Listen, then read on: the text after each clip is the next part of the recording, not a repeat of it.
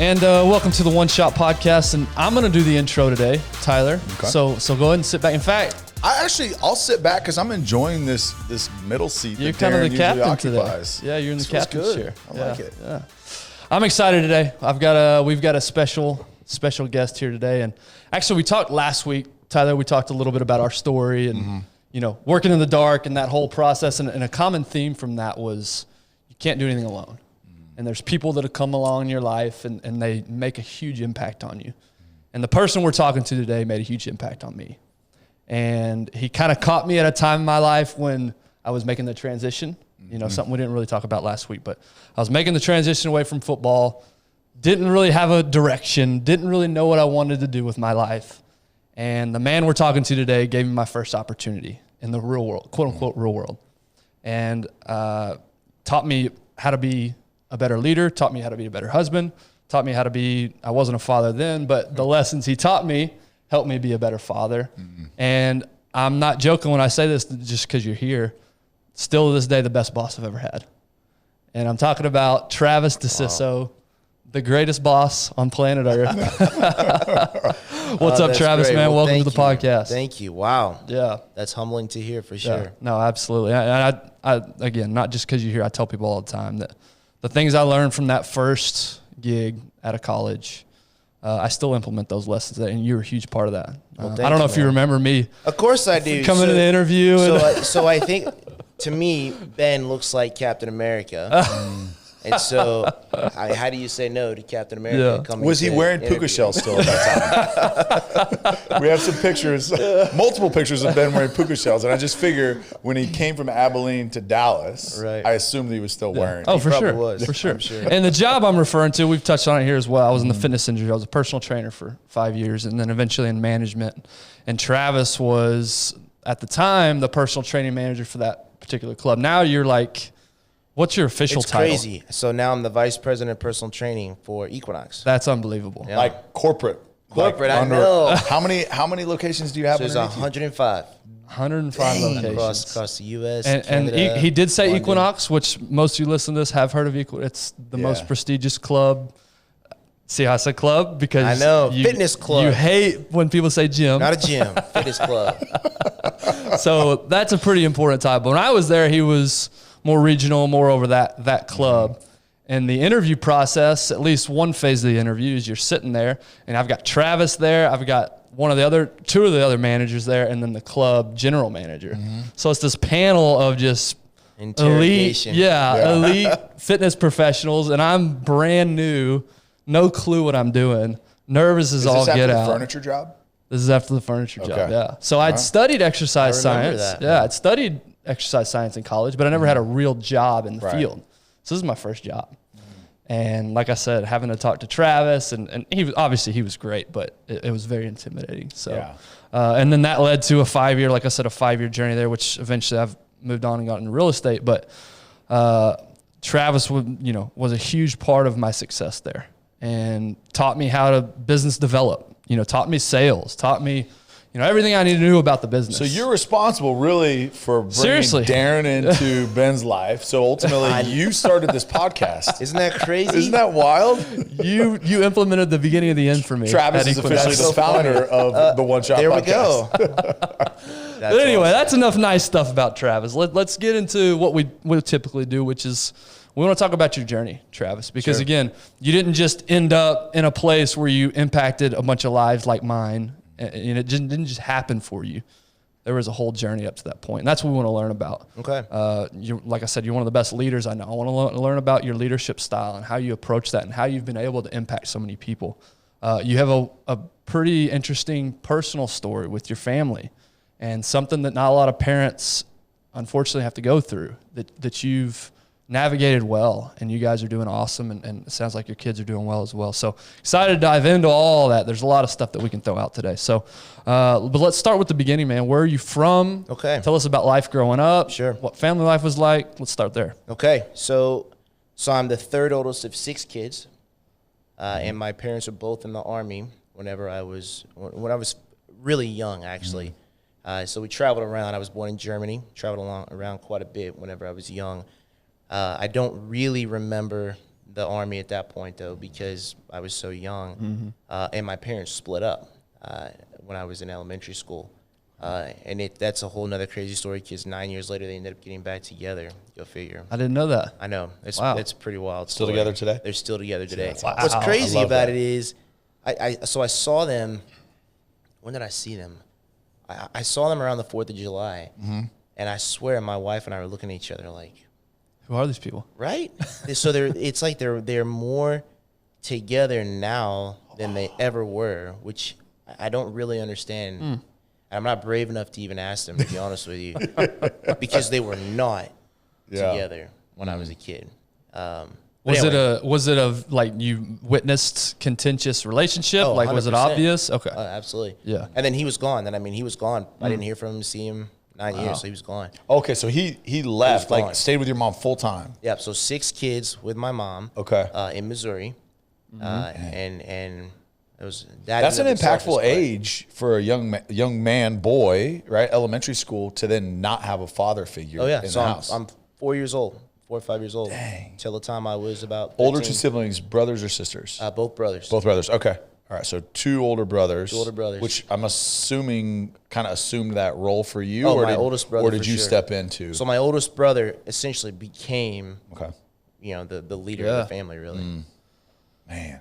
And it's not your story necessarily to tell from his story, right? But what was that like for him? Do you think at Oh the my time? goodness, man, I don't know, because my mom was pregnant at that time with my little sister, baby sister now. So he's 9, and he was the one that actually changing diapers, feeding. It was a tough situation. but, Yeah. And mom working full time? Mom working Okay. a lot. I think she was trying to go to school. Okay. She was trying to work, trying to get her life together, really. Yeah. What kind of mom was she? She was great. She was tough. Yeah. But look, now as a parent, I look back and I'm like, I don't know how she did it. No. With 6 kids. Here's the other interesting thing about it. And I guess it's just coming up for me, so I'll just share. I guess this becomes therapy almost, right? Hey, yeah. Literally, we say that all the time. It's so funny. Yeah. So Just so lay I- back. Just lay back here. In a So second. my father is black, my mom's white. So now here she is where she's from, which is predominantly a white community with 6 black kids. Yeah. Right? And so I can't imagine what that was like really for her. Well, the first layer is single parent, Yeah. 6 kids. The second layer, as you mentioned, it's not your typical demographic of family, Right. or the combination of family. Yeah, I'm with you. I've got 2 boys. Thankfully, a wife to help support, and I support her. And I can't imagine 2 boys Right. by myself, much less 6 kids working full time. So what types of jobs did she do? How did she support Oh the my family? goodness. To be honest, I don't even really remember that period of my life very well. I know that she worked at the public library at one point. She did nurse's aide. She did a lot of different Yeah. jobs at that So- whole time. So your dad comes back into your life and you were how old I'm again? 13 years old. 13 years old. What was that like? That it was quite the experience, because I really don't remember. I didn't remember him Yeah, at all. Yeah. true. And then all of a sudden one day he was there. It wasn't like they communicated with us, hey, we've been talking. Yeah. He just showed up and he was there. So it was. And it was just like back to normal, like life as usual. Was it? How do you go from Yeah. now she's the person who's running the house to now you have 2 people? They butted heads like Yeah. It was terrible, Yeah. terrible. But I will say it was better than him not being around. Yeah. Was Yeah. he still in the military? No. At this point, No, what was he doing? He got out. He's got a whole nother story, that he probably needs to tell himself, really. Sure. But, so he was drafted into Vietnam, which in and of itself is crazy. He's 19 years old when that happened. So I can only imagine. He had a really hard life. Yeah. So he did 2 stints in the military. After he was drafted, he got out. After he got back from Vietnam, at some point he went back in, at least up until the time that I was born. Okay. After that, he got out, and I don't really know why or what the situation was then. Yeah. So 3 boys that are the oldest. Right. He comes back in. was it like, all right, cool, dad's home, thank you, or was it like, hold on, like we've had to keep this together as young boys and men? Was there resentment towards him when he came back? I'm sure that there was. Yeah, I mean, it's almost like the three oldest boys, right? Both my brothers and I had one family life situation, and then my three younger siblings had another, because most of their life they had him. Yeah. For my oldest brother, he must have been 16, 17 years old when he came back, 9 when he left, so 16, 17 or so when he came back. And, and then he was there for about a year, and then he went on and graduated school, and he went to college for a year, and then he went to the Navy for several years. So, they didn't really have a lot of time together. Yeah. Talk about the dynamic with your siblings. Like, what was it like? Were y'all into sports? Was there like competitive? I mean, I can only imagine the battles between boys, right? Like, there really wasn't, because I think we were in such survival mode as a unit, just trying to get through. So we were very active. My oldest two brothers did not really get to play sports. I got into sports early on. And then the younger siblings all got into sports as well. We were very active, though. So sports was a part of our lives, but that was just so we could stay out of trouble. Yeah. So the whole neighborhood would get together. We'd play baseball, soccer, football. And, we were a little aggressive, so everybody stopped coming to play football because they were getting beat up. but ultimately, we were very active. But I would say that for my older two brothers, without sports, it was very different for them than it was for me. Sports actually became my outlet. Okay. All right. Kind of a weird discussion, but Darren always talks about, he grew up in inner city Phoenix, and, single mother, somewhat similar to you, and, very, very low income. And he said, I don't really remember being poor, though. Like, it just, everybody was the way it was. Did that strike you at all? Do you remember, like, what was your relationship with that? Oh, yeah. I mean, I think we were the poorest kids on Sesame Street. I know that. It was so we were definitely in project housing. Where I noticed, though, is on the school bus, because there were two things that stood out to me that really helped me feel separate, besides the way that I looked, right? One was free lunches at school, right? And so we were on the free lunch program. You had to have a card. And so that was always tough, because my friends are either they brought their lunches or they're paying cash for their lunch. And here I am trying to slide, my card, and don't mess up and lose your card, because then you don't get to eat. Right. So that was tough. And then two, when you get to my neighborhood, everything looks the same, right, from a school bus perspective. So you have everybody else has these nice custom homes, or at least it looks different. Yeah. The project houses, it all looks the same. Right. And so I definitely knew that we were aware. We were. Yeah. What was the city again? I know you said Arkansas. It was Missouri. Missouri. West Plains, Missouri. Okay. Where is that in Missouri? So south central Missouri, just across the Arkansas border. Okay. Near Springfield, Missouri. Gotcha. Okay. Gotcha. Now you were, and we'll get into this in a second, you were a heck of a football player and a heck of an athlete. So when did the love for sports, when did that start? Just kind of always? When did you get into that? I think I was always a fast runner, right? That helped me out quite a bit. So somehow I ran cross country in fifth grade. Wouldn't have guessed that. Yeah. I know. I had no business. I had a lot of 14th and 15th places from that. Cross country, a lot of DNFs. Wasn't cross country a football season usually? Wasn't it fall? So that was in fifth grade, though, and it was. I didn't start playing football until I was 12 years old. Okay. Yeah. Smart. Yeah. Your brain thanks you for that. I know. Well, so that was just because I could run. Yeah. Right? And it got me to do something. I had no business running cross country. But that's where I started. And then I remember in it must have been, 6th, 7th grade, my PE teacher was one of the high school football coaches. He said, you should come out and play football. You're fast. I actually didn't know anything about football. Really? Right? I truly, I'm not kidding when I say I was surviving, right? I didn't know anything about the game of football. So I actually went to the library, read up on the game of football. No way. However, I read the wrong books, man. I read from early on. So the wing tee. Right? So my whole idea of what football was leather helmets. This is so surprising, knowing who you are now. I know it. And how athletic you are, and knowing that you had to literally research in the library. Research. That's and hilarious. I love that though, It's right? crazy. Like we literally talked about this last week. The brain power deal, Yeah. like how you exercise your brain, like actually going and researching and what that does. And, whether it's the right or wrong content or relevant content or not, you were still learning. Right? I love the proactivity by you Yeah, to do that. exactly. Like the initiative. So what were your, because again, for me, from the time I can remember, it was, I want to be a professional athlete. Tyler was the same way. Same. He talks about Tom 4 Rathman years at old. 4 years old. Yeah, 4 years old. I want to be a football player. So for you, what was life? So I wanted to be an Olympian. I wanted to be an Olympic runner. Okay. That was all the way up to the point that I played football, and even after that. Yeah. But I wanted to be an Olympic runner. Who were the famous, I'm assuming sprinter, right? You said you didn't like I was Jesse sprinter, Owens? yes. didn't like Was it Jesse Owens, was it? Carl Lewis. Carl Lewis was, that's that time. Yeah, that's And right. what's his name? Michael Johnson. It was- Johnson, yeah. Carl Lewis was a Carl little bit Lewis before. was through the 80s. Yeah. Gotcha. It was Later before 80s. When were you Michael born? Johnson. 82. Okay. Yeah. So yeah, Us you're old heads. You were 83? 84. 84. Okay. So Carl Lewis. So Olympic. So you You're were 90, like, you're 90s baby, aren't you? no, I'm 80s, 87.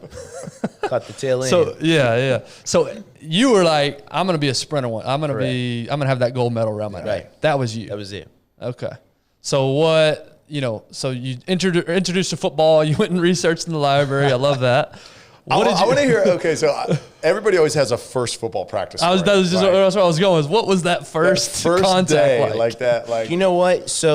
So I don't remember my first practice. I remember the first practice that really stands out to me was, I don't know what it's like for you guys. I feel like everybody has to get a drink of water, you have to run 2 miles to get a drink of water from a little PVC. I was say the PVC. Yeah. Was you metal PVC or plastic? No, PVC? we had the plastic. Ours was PVC. plastic. Ours was a 40-year-old metal one, so we got our dose of iron and of hydration. My left arm still goes numb every now and then. Well, so drinking that water. we were down from the local dog food factory.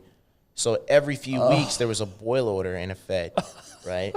So now you couldn't drink the water, right? No or you weren't water today, supposed to boys. drink the water. You weren't supposed to, but guys were saying, well, Yeah, my I mean, dad's this crazy. So my dad grew up in the Bay Area, Richmond, and in high school, they used to have buckets of water out there. They didn't have the PVC, and they would have a rag in the bucket, and you would grab the rag and you would squeeze the rag in your mouth and then throw it back in the bucket. And it was out there all practice. Like that's how they got water. Wow. Like back in the day when it truly was water makes you weak. Well, my dad was. They said he would get Dixie a little cup? Dixie cup, one cup per practice and 2 salt tablets. That's all they got. dad was So he said after serious. practice they're going to the locker room and just turn on the shower and just yeah. drink from the Your shower. dad was so rich. Dude, well, yeah. Dixie cups. Well, Gosh. Well, our coaches used to have those Dixie cups and they have ice in it with their water and Gatorade. Yeah. And they'd be done. I promise they did this on purpose. Oh, yeah. They'll toss the ice.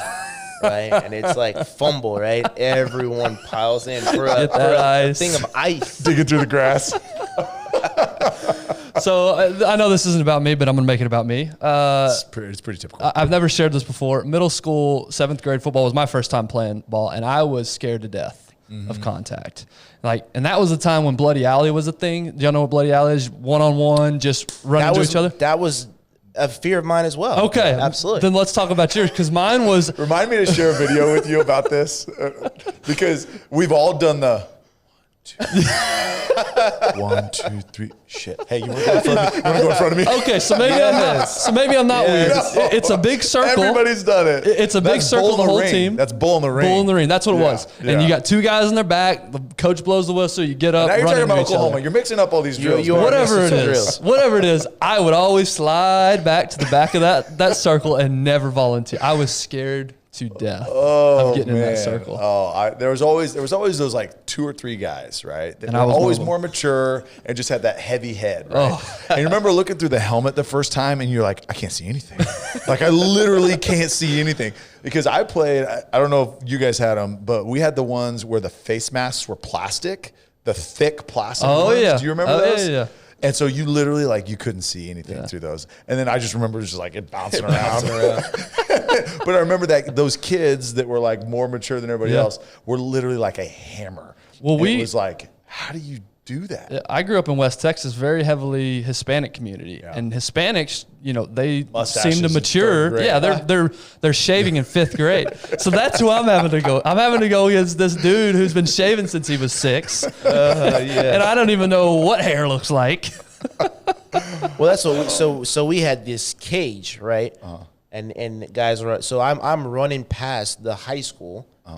Practice and you've got 2 guys on either side with the big line, and they run, and it literally looks like 2 bulls. Yeah. As soon as they get that cage, they drop and they just go helmet to helmet, and a piece of helmet comes flying across the field, right? Almost hits me, and at that point, I made up my mind.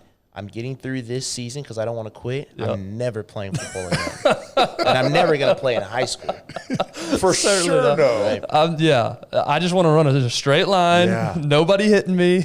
What did you play that year? What position did you play? That year I played wide receiver. Okay. Yeah, wide receiver, and I was a backup Stick them out there, let them run. There you go. Yeah. But it's just like now coaching, right? And I coach my kids flag football. But you're around these other dads that are coaches. Because when you're a kid, you're like, these guys know everything. Like everything about the sport. Right. Like they know what they're talking about.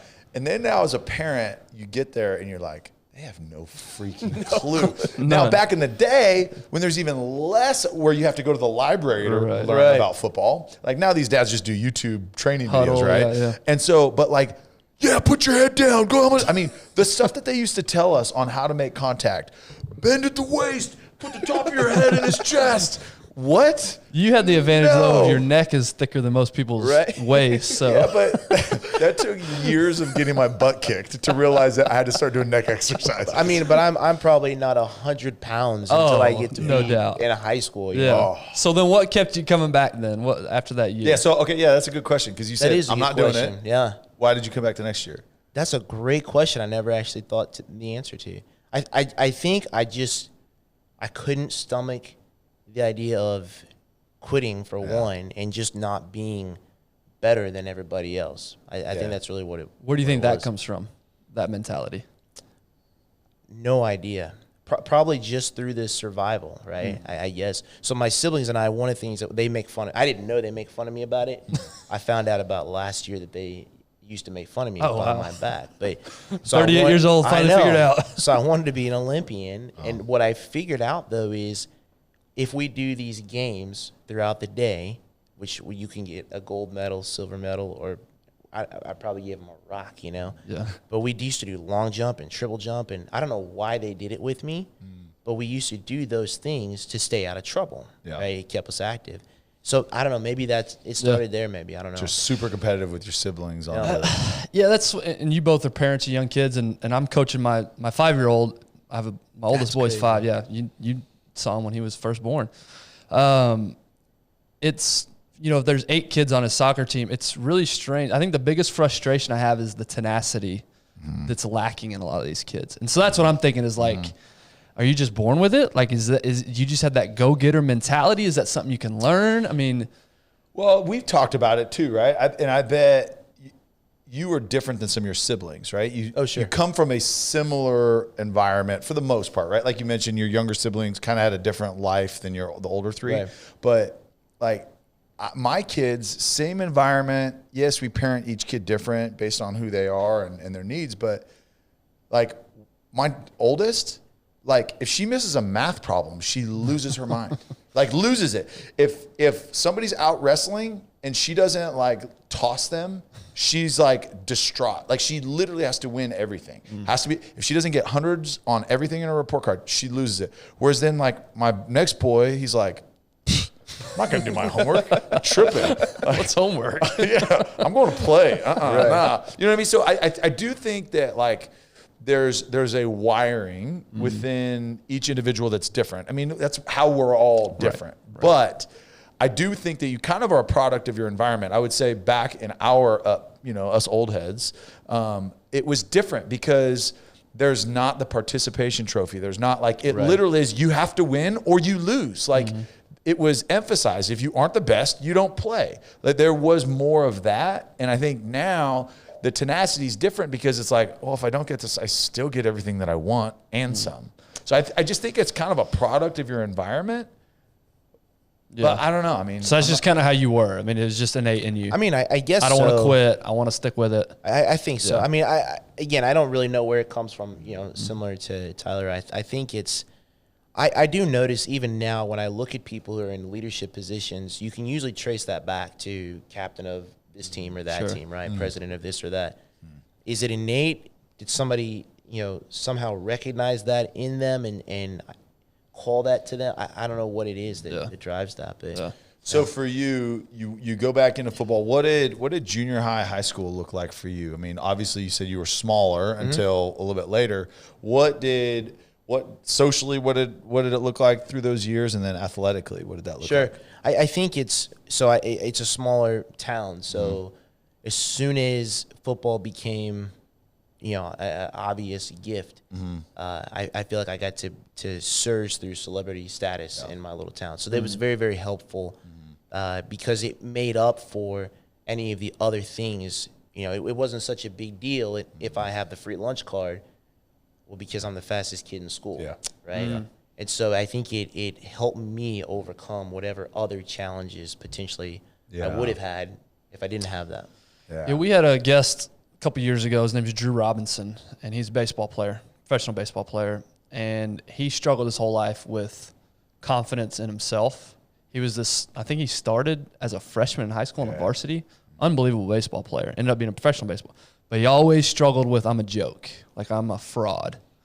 Was there any, you know, of that with you, meaning, you know, I'm trying to hide my lunch card here, so I have this part of my life, but now I'm also excelling. You're now on this pedestal within your community. Did you ever feel like I'm kind of a fraud? Like, how did you balance that dynamic? Yeah, that's a very good question. I'm sure that I did. I probably overcompensated in one, and I think what happens is you put too much emphasis into it, right? Because I was also a really good student, and I was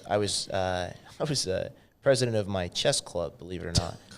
Somehow I could play. You chess. really do have it all, man. It was weird. I know. I'm kind of a big deal. I'm an athletic nerd, I guess. Really, it's good. But what happens though is that you start putting too much emphasis into one thing, and so all of my eggs went into the football basket. You know, I think that I struggled with confidence, but I don't know that I realized it until actually, you know, I got in university. Maybe. Gotcha. How do you feel like your identity was associated in those age? It was like, hey, I'm Travis, the football player. 100%. Okay. 100%. Yeah. I think we've all Matter been of fact, I would say, you know, I'm sure we'll get to it, but all of us probably had an interesting journey of where football went. But to this day, it's hard for me to go back home because I didn't take it as far as the expectation was. Yeah, see, that's hard. Like, that really, really is hard. And we talked about the identity thing. That's been important. I mean, specifically for me, because I can only speak for myself, but like Ben especially, right? You do it for so long, and that's who you're known as within your community. You start to learn to know yourself that way. Right. And then when that is taken away, now who are you? Who are right? you? And that's the transition. And that's where so many athletes, military, business leaders, they struggle, is because their identity isn't something that they do, not something that they are. Right. Right. Yeah. So, the book Atomic Habits explains it well. Now, it's easier, obviously, in written word than practical application, but he talks about it's finding identity, not necessarily I am a football player. It's I like to be part of a team. I like to lead people. I like to work hard. So you find your identity in those components so that when football is no longer what you do and now you're VP of personal training, you can take those same skills that made you good at football, but it's not I'm a football player. It's I do these things well. Right. So now it's able to translate to it. Now, again, that's easier written and that's pretty on a page. It's harder to apply because I'm with you. I struggled with identity for a long time in that transition. So I'm with you, but I wish I could have grasped that concept earlier in life. And maybe that's just something you got to live through too, I think it's hard. I mean, I remember I had a guidance counselor actually, because I started getting letters from schools, right? And she's like, look, you have to choose. You can be smart and be an academic, and there's all these things you can do, or you can play football. And so that's, you know, I think that's a big lesson for a lot of people. Don't do that. Yeah. It's interesting. Because She you made actually you, push me further into right, the identity. this is all that my value is. Yeah. So what was high school like? When did you start getting attention for your football play from recruiters, and Sure. when did it start becoming a thing where I'm going to go do this after high school? So I ended up transitioning to quarterback when I was in junior high school. Played quarterback as a sophomore. I started for the varsity team, and what helped me out was that one of my receivers that year was Mr. Show Me Basketball, Missouri Player of the Year. Wow. So as he was getting recruited, who's throwing the ball to him? Yeah. It's me. Right. And so I was able to ride that a little bit from him. Yeah. Man. So did in your mind, when did the shift happen from I want to be an Olympian to I want to do football? I mean, I know you were playing football this whole time, but the goal, when did the goal change? So I think it's, I think it's tough sometimes when you are, again, for me, I was pushed into this bucket of Travis, football is your future, and this is what you need to focus on. And so I ran track, but to serve the needs of football, right? And there was no consideration of periodization the way that it should be for sprinting. So I might peak at the wrong time in the season because I'm lifting, when I'm squatting and deadlifting, and then I'm going to do track practice, right? and so, I think I was kind of pushed to, football was a thing. Gotcha. And I ended up running track a couple of seasons, indoor, outdoor, in college as well. But I even then I was, the football coaches in were like, hey, listen, we're paying for your school, right? Yeah.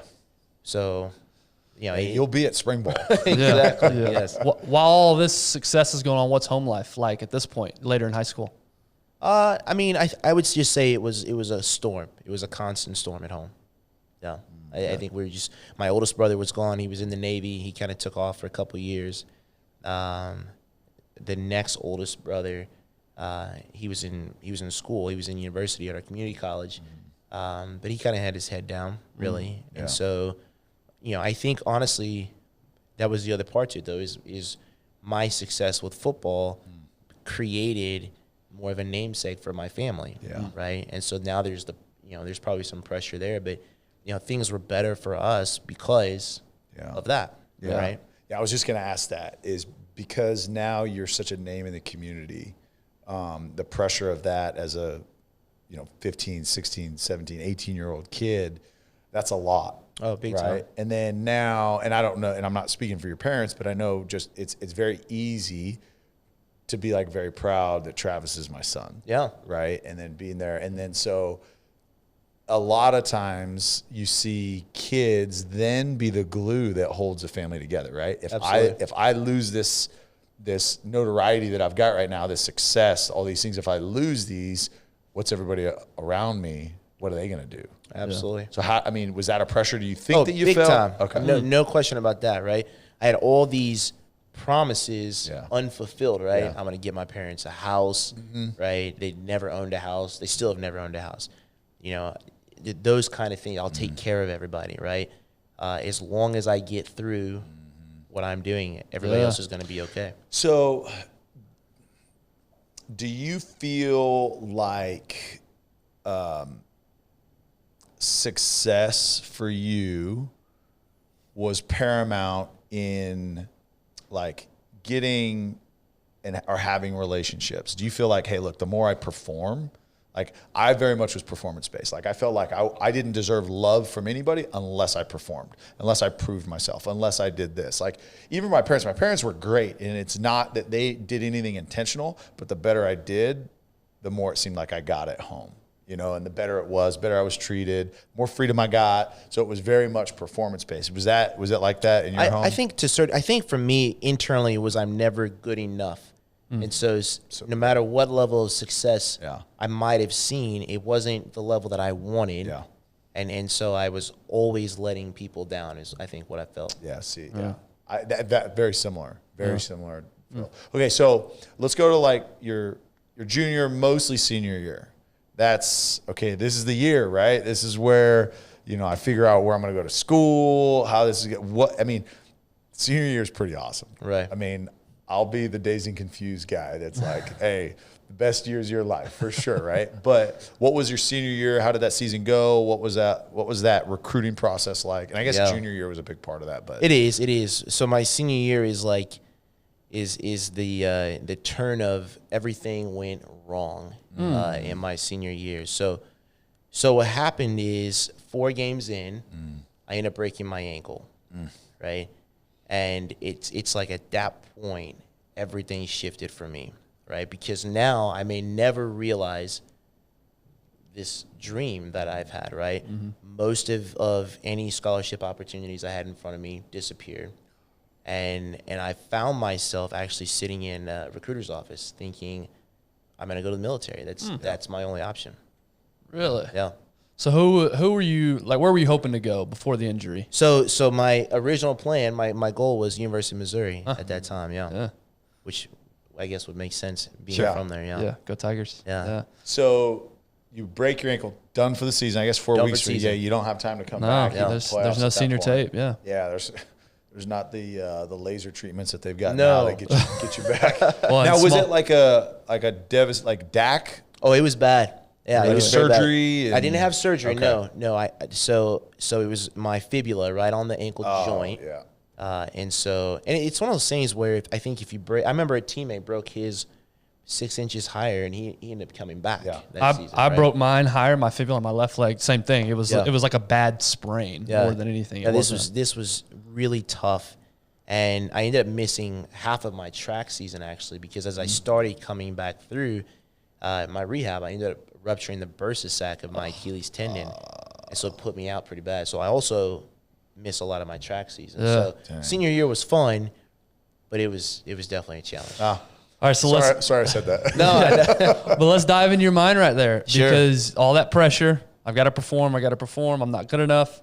Now all of a sudden this unforeseeable circumstance happens. What did you do with that? I mean, I really poured a lot into just running. I mean, just trying to force myself to get back. Thankfully, I had a youth minister at church who went to Harding University, which is ultimately where I went. He pulled some Oklahoma, right? Arkansas, yeah. So he pulled some strings somehow. I don't know how he ended up getting me there. I got a pity scholarship, I think, to Harding. But I ended up getting there, and so without him, I have no idea what would have happened for me, to be honest with you. But that was really it. I just kind of focused on I got to heal and I got to get fast again. Yeah. Okay. So you get to Harding, and I don't want to. I will speak for you because I played at a small Christian, private university.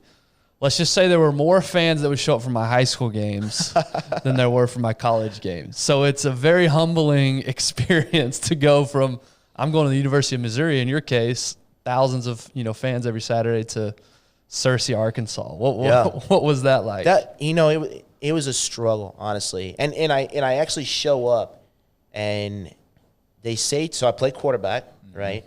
I had played some defensive back. But mostly if I was going, like when I went to camp with Mizzou or something, that was, that's where they would put me. And Harding looks at me, I promise you, they say, we don't actually know where to play you, right? So I'm an athlete, right? Yeah. In the little, They knew exactly where to play you. Left tackle, go. I was a quarterback. I was recruited as an athlete to Fresno State. Like, we're going to try you a quarterback for sure, but why don't you just go ahead over to the linebacker line? Yeah, just go over there. No intention of being a quarterback. Well, to be fair to Fresno State, you wore a cowboy collar at quarterback. I did at Columbus. I did in high school. Funny. It was 2 games, but It was 2 games. they were playoff games. Intimidating. They were pivotal. Dude, with a neck like that, no collar, no cowboy collar necessary. Oh, man. They were so cool to wear then, though. Yeah. They really were. I know. Seriously, there was a UT linebacker, DJ Johnson. You remember that guy? Oh, yeah. Remember he had the big butterfly. Yes, The butterfly. that was the coolest. That dude, I always wanted still one to of this those. day. So when I was with the Browns, we practiced at UT in the offseason during the lockout, and he was there, and I'm like, oh my gosh, He's God. that dude is like. And so I just remember, and it was my first workout with other NFL guys, and I was like, I don't belong here. I definitely shouldn't be here at all. If that's who I'm supposed to block, there's no chance. For sure. I ended up playing against him at Kansas City a couple times, and he's a dang good player. Yeah. I mean, he played 10, 12 years, something 12, like that. 12 years or so. Anyway, sorry. Okay, so go to Harding. Don't know where to play you. So I ended up redshirting at receiver. Okay. So I go to receiver. And Honestly, I remember sitting in the cafeteria and looking around. Everybody's bragging about what school they went to, and there's this realization that I had that everyone here was pretty much the best player on their high school team. So how are you going to be different than everybody else, right? Anyway, so I struggled through that first year of just, it was still an identity thing, I think, right? Well, now you're 2 years removed from actually playing. Correct, yeah. And again, And I'm learning a new position, Yeah. right? I'm playing receiver. I kept lining up in the quarterback slot, in the huddle. He would come in like, "What are you doing? Get over." Hey, Travis, you're not calling the plays. I don't know if y'all knew this. I was the captain of my chess team. Yeah, so were we. Exactly. So, but it was tough. It was tough because there's this realization of, I remember standing in a parking lot once and I actually cried, and I'm looking around and I'm like, what am I doing? This is not what I had in mind. Yeah. This is ridiculous. Yep. I switched in the spring to safety, so I started playing defensive back at that point, which was also, it was great. But if I fast forward to the very next summer, I went and lived with my brother. He was in the Navy in Virginia Beach, and I stayed with him in the summer because I needed a break. I needed to get away from I didn't want to go back home. I was not happy, with this, playing Division II football. It's just not what I wanted to do. And I end up, so this is 2002, right? Yeah. We're at the height of being in war. Yeah. And I end up working for a furniture company that contracted moving furniture for military personnel. So all day long, I'm back in front of a bunch of people in the military, right? And so I remember I called my roommate and I'm like, I'm not coming back. I'm gonna join up. And so I'm back in the recruiter's office again, thinking through this. I'm gonna do this thing, and my brother actually taught me out of it. Really? Yeah. There were a couple people that I remember I moved in, different service members, and they said, look, you could be doing this, but man, I would give anything to go play college ball. Yeah. Right. And it was enough of that interaction, and then my brother is like, you're an idiot. Go play ball. Yeah. So I went back. I could understand if it's like just college, you can always go back to college. Right. Yeah, it may be a different experience when you're 26, 27 if you go after you serve or something like that. But like, I get it. Like, to play college ball. Did that give you a different perspective going home? It did. Like, it really did. Okay. Yeah. Good. It really did. And it's always something. I come from a very patriotic family, so it's always something in the back of my mind. Almost everywhere I go, and my kids laugh at me. They're like, why did they say it to you? There was a military discount? I'm like, nope. I don't know why I give off that vibe, but nope. It's a constant thing. It might be the bald eagle that follows you everywhere. Right. It's a joke in our family, but anyway, no, I went back, reinvigorated, new position, got a lot of playing time that year, and honestly, it was the camaraderie with the guys. Yeah. Right. That's So, awesome. Could not leave that. So you start seeing success on the field. The NFL dream is out there. Yep. Talk to us through your last few years at school and how that went. Yeah. So it's funny. I actually had the chance to watch some film recently. In my head, I was a lot better than I think I was. We always are. Yes. We always are. I was blessed with being fast, and I think that got me at least some looks. Also on my team, I had some other teammates that were really really talented, and a couple of them got a chance to go. The challenge really, at least for us at that time, and I'm sure you experienced this, I know you experienced this in Division II football, is you're, at least at that time, it's almost like second-rate football player. You're not considered at the same level, and that was tough, I think. And so ultimately, as great as it was. Plus, to be honest with you, Harding had a really good defensive squad for those couple of years. We had a terrible offense, which I can confirm now. And if anybody listens to this, will be really upset with me. But I can confirm, having watched some of that film, we were bad. We were really bad. Right? So we had a lot of we had some teams that should have been. We had 1 year, I think we were 9-1, but we were 6-5 almost every other year after that, right? And it's tough. How do you come from a 6-5 Division II school and try to get out of that? Yeah. Anywhere. So it was tough. So you finished your last year, your senior year, And how was school though? Going through college, like you were a good student in high school. Same in college. Did you? Yeah, I mean, did you buy into that? Either I'm all football player or I'm all student, or did you? You know, it never left me. Okay.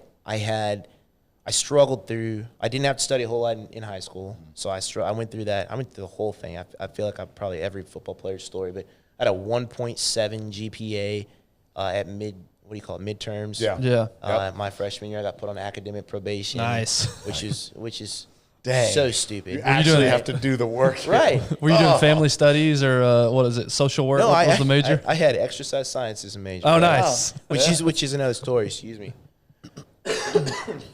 I remember. So when I got hurt, how that happened is like when I got hurt, somehow I ended up doing an internship when I was in high school, and they said you had to job shadow someone. I couldn't job shadow anybody. I didn't have a way of getting there. So I went to see my orthopedic surgeon. I'm like, hey, how much money do you make? He told me, right? And I'm like, I want to be that. Yeah. So when I show up at Harding and I'm speaking to I get assigned an advisor. She's like, what do you want to do? I want to be a doctor. I have no other reason for wanting to be a doctor except I know that you make a lot of money if I don't go play in the NFL, right? You'd be surprised at how many people pick jobs because of that. Because of that, I'm sure. So then she's like, well, what do you want? What's your major? And I'm like, I just told you, I want to be a doctor. Yeah, it's like, a well, you doctor can't major in being a doctor, right? So she said, what do you major in? Doctoring. Right? Doctor. So she said, well, my daughter is studying to go to the medicine as well, and she's an exercise science major. And I'm like, I like exercise. I like science. Man, I like girls too, so there's some of them there. So let's go. Was there not a pre-med track? There's a pre-med track. Yeah. So, but the challenge is, at least at the time gotta at transfer. Harding, no, it wasn't that. okay. It was that certain classes that you had to take for that were only offered in the spring of Yeah. even years, Yeah. right? It's not even offered every year. And so then I have to choose. I can't go to physics lab or chemistry lab because I've got spring football. So I dropped the pre-med. And that's I mean, there are some majors that like were only in like the afternoons. Right. And so like there was guys that couldn't do certain majors because they literally would miss practice every day. Yeah. Because they had to pick. I'm not gonna lie, I kind of took a classes. little bit of advantage of those afternoon labs sometimes, every now and then, whenever they See, dude, I was such a meathead. It was like, I will never miss a practice. I will never miss a drill. Like I'm going to be there. Like, and if you choose to schedule a class, you are selfish and you are taken away from the team. You should know better. And I was 100% that dude. And How many fights did you get in practice? I was literally involved in all of the fights. How many? Yeah. Oh, and it's so funny too, because like, I mean, I in real life, like I like love people. I love people, and that's where we differ. Yeah, I know. And so I love people, but literally there is something on the football field. I don't know if it was this false security because I had gear on or whatever, but I literally fought all the time. It's called bipolar disorder. Yeah, it's true. Look it up. It's true. You've literally got an issue. Like you literally need to get that checked out. The doctor here. Yeah. Oh man. Okay, so sorry, that was a little detour. So exercise science, you want to do the doctoring, and so did you fall in love with like fitness in this? I know obviously fitness was a big part of it, but now you're learning like the biological aspect of it, and you're learning the mechanical aspect of it. So was that your first exposure I don't know. to it? I think somehow it just came easy to me. I don't know why. Anatomy, physiology, it was just something that I was able to pick up pretty easy. It's the way I started getting into fitness actually though was my strength and conditioning coach was doing a summer camp. It was a speed camp for kids, for youth athletes. And something came up, I guess he couldn't run it. And so he reached out to me. Now, the funny thing about if you're ever somebody who's a fast runner, everyone around you thinks that you can somehow teach them how to run fast, right? Like, I don't know, move your legs fast, guys. You just go. It's so hard. I know. So I ended up being the guy. Yeah. He says, hey, can you do this camp for me? Hold on, did he pay you for it? I got paid by the kids, by their parents. Huh. NCAA violation. Yeah. Yeah. Seriously. That may be. You're lucky. Oh my come goodness. get you. Dude, you just admitted to fraud. I did.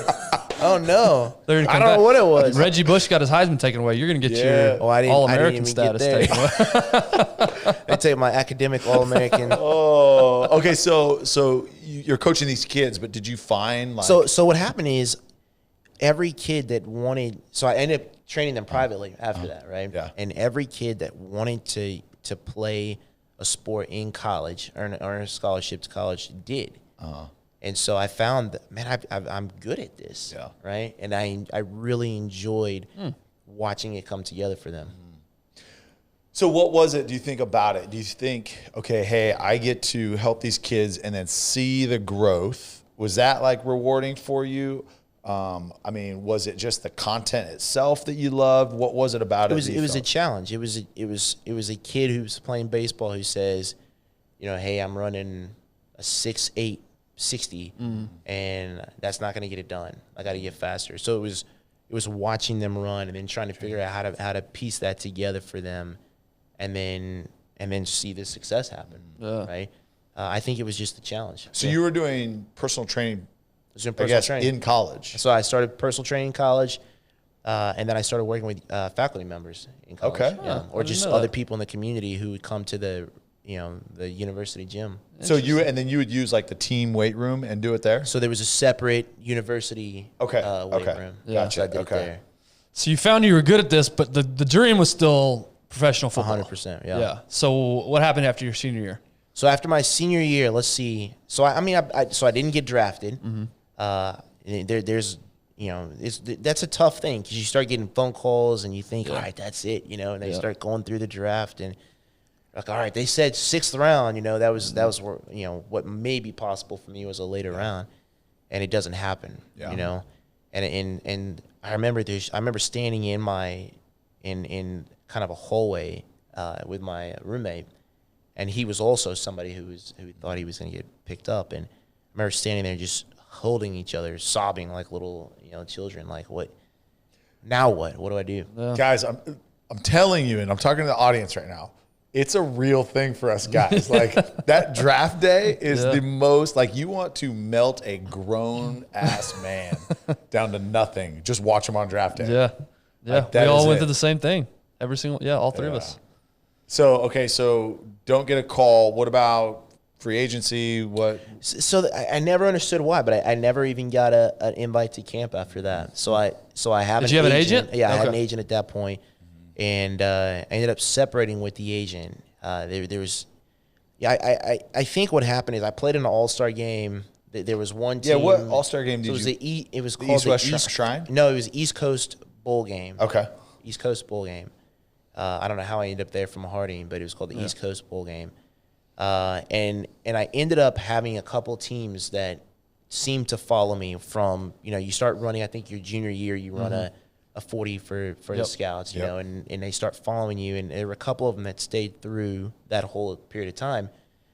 And I didn't have a lot of options when coming to sign an agent, but, hindsight 2020, I chose the wrong group, I think. But I thought, this was a newer group. They were out of Little Rock, Arkansas, which is where I was. And I thought, look, they're going to be hungry. They need somebody to go. They're going to push really hard. I ultimately found out they got overconfident in who was reaching out to them and interested in me, put all of their focus on that, and didn't really do what they should have been doing, I think, ultimately. But at the end of the day, it didn't work, right? Yeah. And so I start bouncing. I had to go to tryouts, CFL tryouts, AFL tryouts, and I did that. I know that life. For a while. I know that life. Yeah, y'all two share that in common. So did you get to play anywhere after that? I got picked up by an arena team. Okay. I played one season of arena football. Where'd you play with? Arkansas Twisters was what the team was called. At the so that was before they folded. Before they folded, right? Yeah. All right. Yeah, so y'all were actually getting paid. We were. So this is 2000 and now it's, let's see, I think I missed one season. I started waiting tables. If you've heard the story before, let us know. We're just all three. Yeah, it's crazy. Did that for a little bit. Played a lot of poker at that time. Had to make rent somehow. Wow, you played poker to pay rent. Poker to pay rent. Nice. So I would take my tips from the night, go to whatever local game was going on in somebody's garage. So That's interesting. So I could. Yeah. Now let's put a pin right there because you're married. Huh? When did you meet your wife? I want to take a quick break and thank our partners, Sleep Number, and highlight a couple of things they're doing. Guys, these Sleep Number beds are unreal. The technology that they've created, the feedback that it gives you on your sleep. I've got the app opened up right here. They tell you things like your heart rate variability, your breathing rate, all these type metrics and feedback to give you so that you can improve your quality of sleep. They're all over the place. You can go and check yourself out, a Sleep Number store, wherever you live. Go to sleepnumber.com as well. They've got great resources on there. We just talked about this not too long ago. They have a whole blog section, all these articles, things that you can improve your health. Sleep Number is definitely changing the game when it comes to bedding. So get yourself to Sleep Number, get yourself to sleepnumber.com and check them out. Now back to the episode. So I knew her in college. Yeah. Okay. Right. She was. We were both dating somebody else always. It seemed like at different times. Yeah. But she was the girl who was out of reach when I was in college. Bro, have you heard this? Y'all Go back to episode 4. It's called The Green Couch. Just insert Travis with Tyler. Same story. Interchange names. It literally is his story. Is it really? Oh yeah, go ahead. That's awesome. It always works out better when they know you in college. Then there's no secrets Right. when you actually get together. Then it's like you don't have to worry about anything. It's like you already know everything. Like, Right. You know my skeletons. Here we go. Yeah. So y'all meet, start So we dating. ended up. So we didn't meet in college, right? We just knew of each other. And it's funny because when you look back, we start talking as we're dating. You know, like our roommates dated at one point. You know what I mean? Like there were so many times when It was our like paths just should have paths, crossed, yeah. but didn't. Never did, Right? yeah. And so no, I was actually. So she had gone off and had a whole nother life. Yeah. She went to Africa, did mission work in Africa. Oh, that's awesome. Her father he was a professor at that university. And so that's where she's from. That's her hometown. So she was there trying to reset her life, right, after she got back from mission work. And I think I was just on a break, right? Yeah. I was finishing up my first season of arena ball, and I had just come back up to Harding to really just hang out. I had some friends up there. One of them was a GA at the school, and I happened to see her at the field. And she actually walked up to me and introduced herself to me. Wow. I know. See, they come to us, man. Well, we gotta fight them off. that's code for you got no game, brother. It may be. Well, so here was my game, was looking at her but pretending as if I didn't see her. I did that for probably 3 or 4 Is months. she coming up to me? What do I do? What do I do? Hi. Yes. Oh, man. Okay, so y'all start dating. Did you go back to arena ball after that? What was No, so now at this point, it's like I need to get back in that. So my real, I think, stamp on the field was special teams. I'd really good on special teams. And so arena football, it's tough with special it's teams. hard. Right? So, yeah. And the field's small, and especially on punt coverage, kick coverage. There's no punt coverage in arena football, right? And so I thought, and my agent thought, okay, the thing that you will hang your hat on is special teams. That's how you're going to make an NFL squad. Yeah. And then you'll work your way into, a secondary rotation. And so at that time, there was the couple startup leagues that happened. So there's a league called the All-American Football League. Oh, yeah. I think that's what it was called, All-American Football League. It started and never actually started. Yep. And then I got picked up by a team. So NFL Europe folded at that time. Yep. So we're talking 2008 going into 2009. that was when I came right? out. It was the first year NFL Europe folded. Okay, yeah. Because that wasn't there. That wasn't available. Yeah. So then I get picked up by this team. It ended up being called USA Eagles was the team, but it was to represent the United States to go play in Europe. So I was going to go play in Amsterdam. So my girlfriend at the time was real happy about that. sure. Right? She's like, "Oh, you're going to go play where?" You're gonna do what? Right.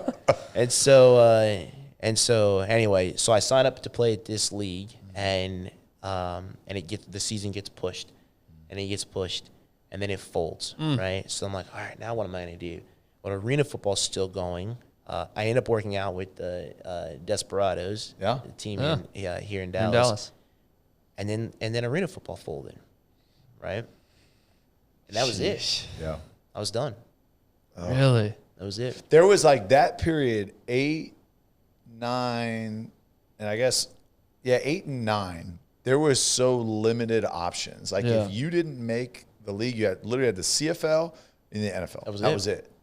Like that was pre-UFL, that was pre-AFL coming back, pre-IFL. Remember the Indoor Football League? I mean, there was all these leagues that kind of spun up afterwards, but there was like this 2-year window where there was thousands of guys just on the street that should have been on a roster somewhere. Right. And so, like, you talk about that workout circuit, like, and I've shared this, but like, you go to these workouts for like a new league, and there's like 2,000 dudes there. Easily, yeah.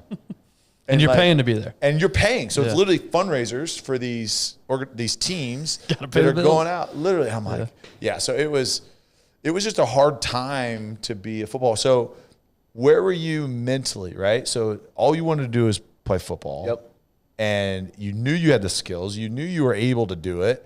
But it's like, frick, every opportunity just keeps slipping through my fingers. Like, where are you at mentally as far as like, okay, what else? Because it takes guys a little bit of time to like let football go. If you're going to do something, you're doing something just to buy time until you get a shot. So, I mean, we're 14 years later, and I'm still trying to figure out what happened. Just, all right, I mean, haven't sorted XFL's it back, out. so here we go. Let's go. I'm still waiting on the call. I don't know what happened. Yeah. Yeah, no, so at that point, it's tough. I mean, so I think what happened is, so my father-in-law, I ended up getting married. I don't think I was married. I think we were engaged. We were seriously dating at least. Yeah.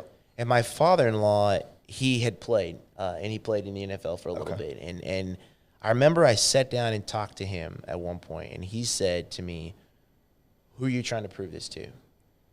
And I said, "I mean, I don't know." And he said, "Well, you wouldn't be at this level having these opportunities if you weren't good enough. I've asked around. I know that you were good enough. So it sounds to me like the only person who doesn't know if Travis was good enough to make it is Travis." Right?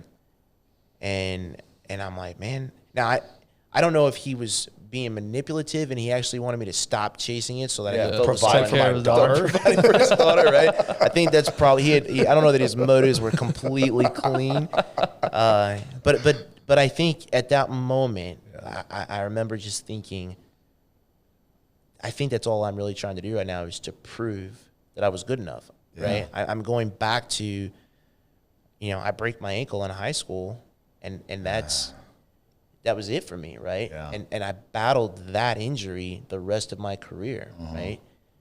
Coming from smaller school in high school, smaller school in college, right? Now, just like you said, I'm at all these workouts and I'm putting up top scores in these things, and then you come to find out they weren't really looking for anybody anyway, and it was tough. So I ultimately decided it's time to move on with the rest of my life. That's a hard thing for young men, I think, to go through, because you feel like you have to live up to this legend that you heard about yourself, right? And you're not sure if that person is true, because like you said, right, it's never enough. So now it's like, well, I've got to live up to that personality that I keep hearing about. Like, I don't believe it in my head, but I keep hearing about it out there. So I have to prove it true, or I'm a fraud, right? Like what you were saying earlier, Ben.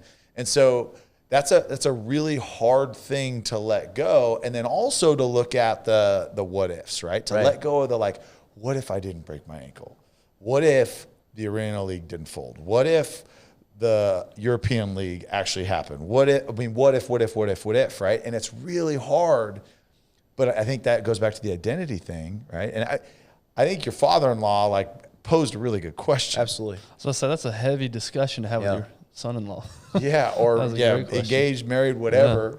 But it's a good question, because, like, who are you trying to prove it to? Because like, who do you believe you are? It's the only thing that matters. Yeah. And so it's hard to let go. I mean, there's still guys. I mean, there's a million Uncle Ricos out there, right? Like, if coach just put them in at state, they'd win, right? And that's why I play my son in flag football in the backyard now. I still stiff arm. By the way, I stiff armed 2 kids yesterday. I was running a play with the 8-year-olds, and I was running a cross around. I caught it over one, and I literally, like, stiff armed him at the ground. Oh yeah, it felt good too. Eat your veggies, boy. Maddox's parents, I'm sorry. I think he'll be okay. Not sure, but it's hard. Like, the what ifs. Like, that's something that you always look back on. Like, what if I had done something a little bit different? But it's a mentality too, though. One, you've got to be confident in who you are, but then two, it's like, look, the only thing that matters is today. Right. Because that's the only thing that's going to affect tomorrow. So you have that conversation with your father-in-law. What does the trajectory go from there? Like, what do you, when you say, okay, hey, that's it? And y'all were married at the time? We were not married. We were dating. We were dating Yeah. at the time. Okay. Honestly, she was at that point, and really still today, but the brightest light for me. It was like all of the storm is what I would call it, right? All of the just tumultuous surviving that I had been doing my whole life. She was the only calm that I ever had seen, right? And so to me, I felt like there was a lot of potential there, and I would be stupid not to see that. I felt like I had to make a choice. I can keep trying to chase this dream that keeps eluding me for whatever reason, or I can travel down this other path, and I don't know where this is going to lead. It's actually probably scarier, right? Yeah. But she seemed to be this calm for me, and so that's the direction I took. Wow. I mean, if I'm not going to take advantage of it right now until she smartens up and actually realizes, I better lock her in now. And because that was our story. It was like, okay, somehow I tricked her into liking me. Like, I'm not going to screw this up. Let's go. Right. Yeah, for sure. So what job, where did you go? What did you do from there? So what's funny about it? So we ended up trying to figure out, all right, where are we going to go? Her sister lived in Nashville, Tennessee. My brother lived in Irving at the time, Irving, Texas. And so I think actually at this time, I was still technically under contract for this European league. Okay. And so we thought best place for me to train, if this ever does happen, is to go to Dallas, because I can just stay with him, that I don't have to worry about getting a place. If I need to leave it, I can leave it at any time. So we came to Dallas, and I dropped her off to a job interview, and we have nothing to our name at this point, right? She's going to Nordstrom's, Dillard's, right? Trying on the outfit, right? Bringing the outfit home, not removing the tags so that she can go into the interview and actually look presentable, right? Hide the tag, then return the outfit. Yep. Nordstrom's really good about that, by the way. They'll take anything back. Well, we did it. We highly discourage that, though. I know. So one particular interview, I drop her off, and I'm just sitting in my car just thinking, what am I going to do now? I have no idea. And I look across the street, and there's an LA Fitness across the street. And I'm like, thinking back to when I was in school, I trained. Yeah. Why not? So I walk in, and I'm like, are you guys hiring? Maybe. They look out there like, for you? Yes. Yes. So they end up offering me a job on the spot. Wow. Yeah. Literally off the street. Yeah. Wow. What was your attire? Probably unprepared, right? Not ready for who knows what I no was resume, wearing. nothing. Just no. Hey, you guys I don't hiring? think I had anything with me. No, I just walked in. Yeah, I probably had to fill out a little application. Yeah. They must have been desperate. Yeah. I know they were. Tell you what, though, now, hey, that's the labor market. Not then, but now. Random story. I was literally at a gas station, and there were these two dudes.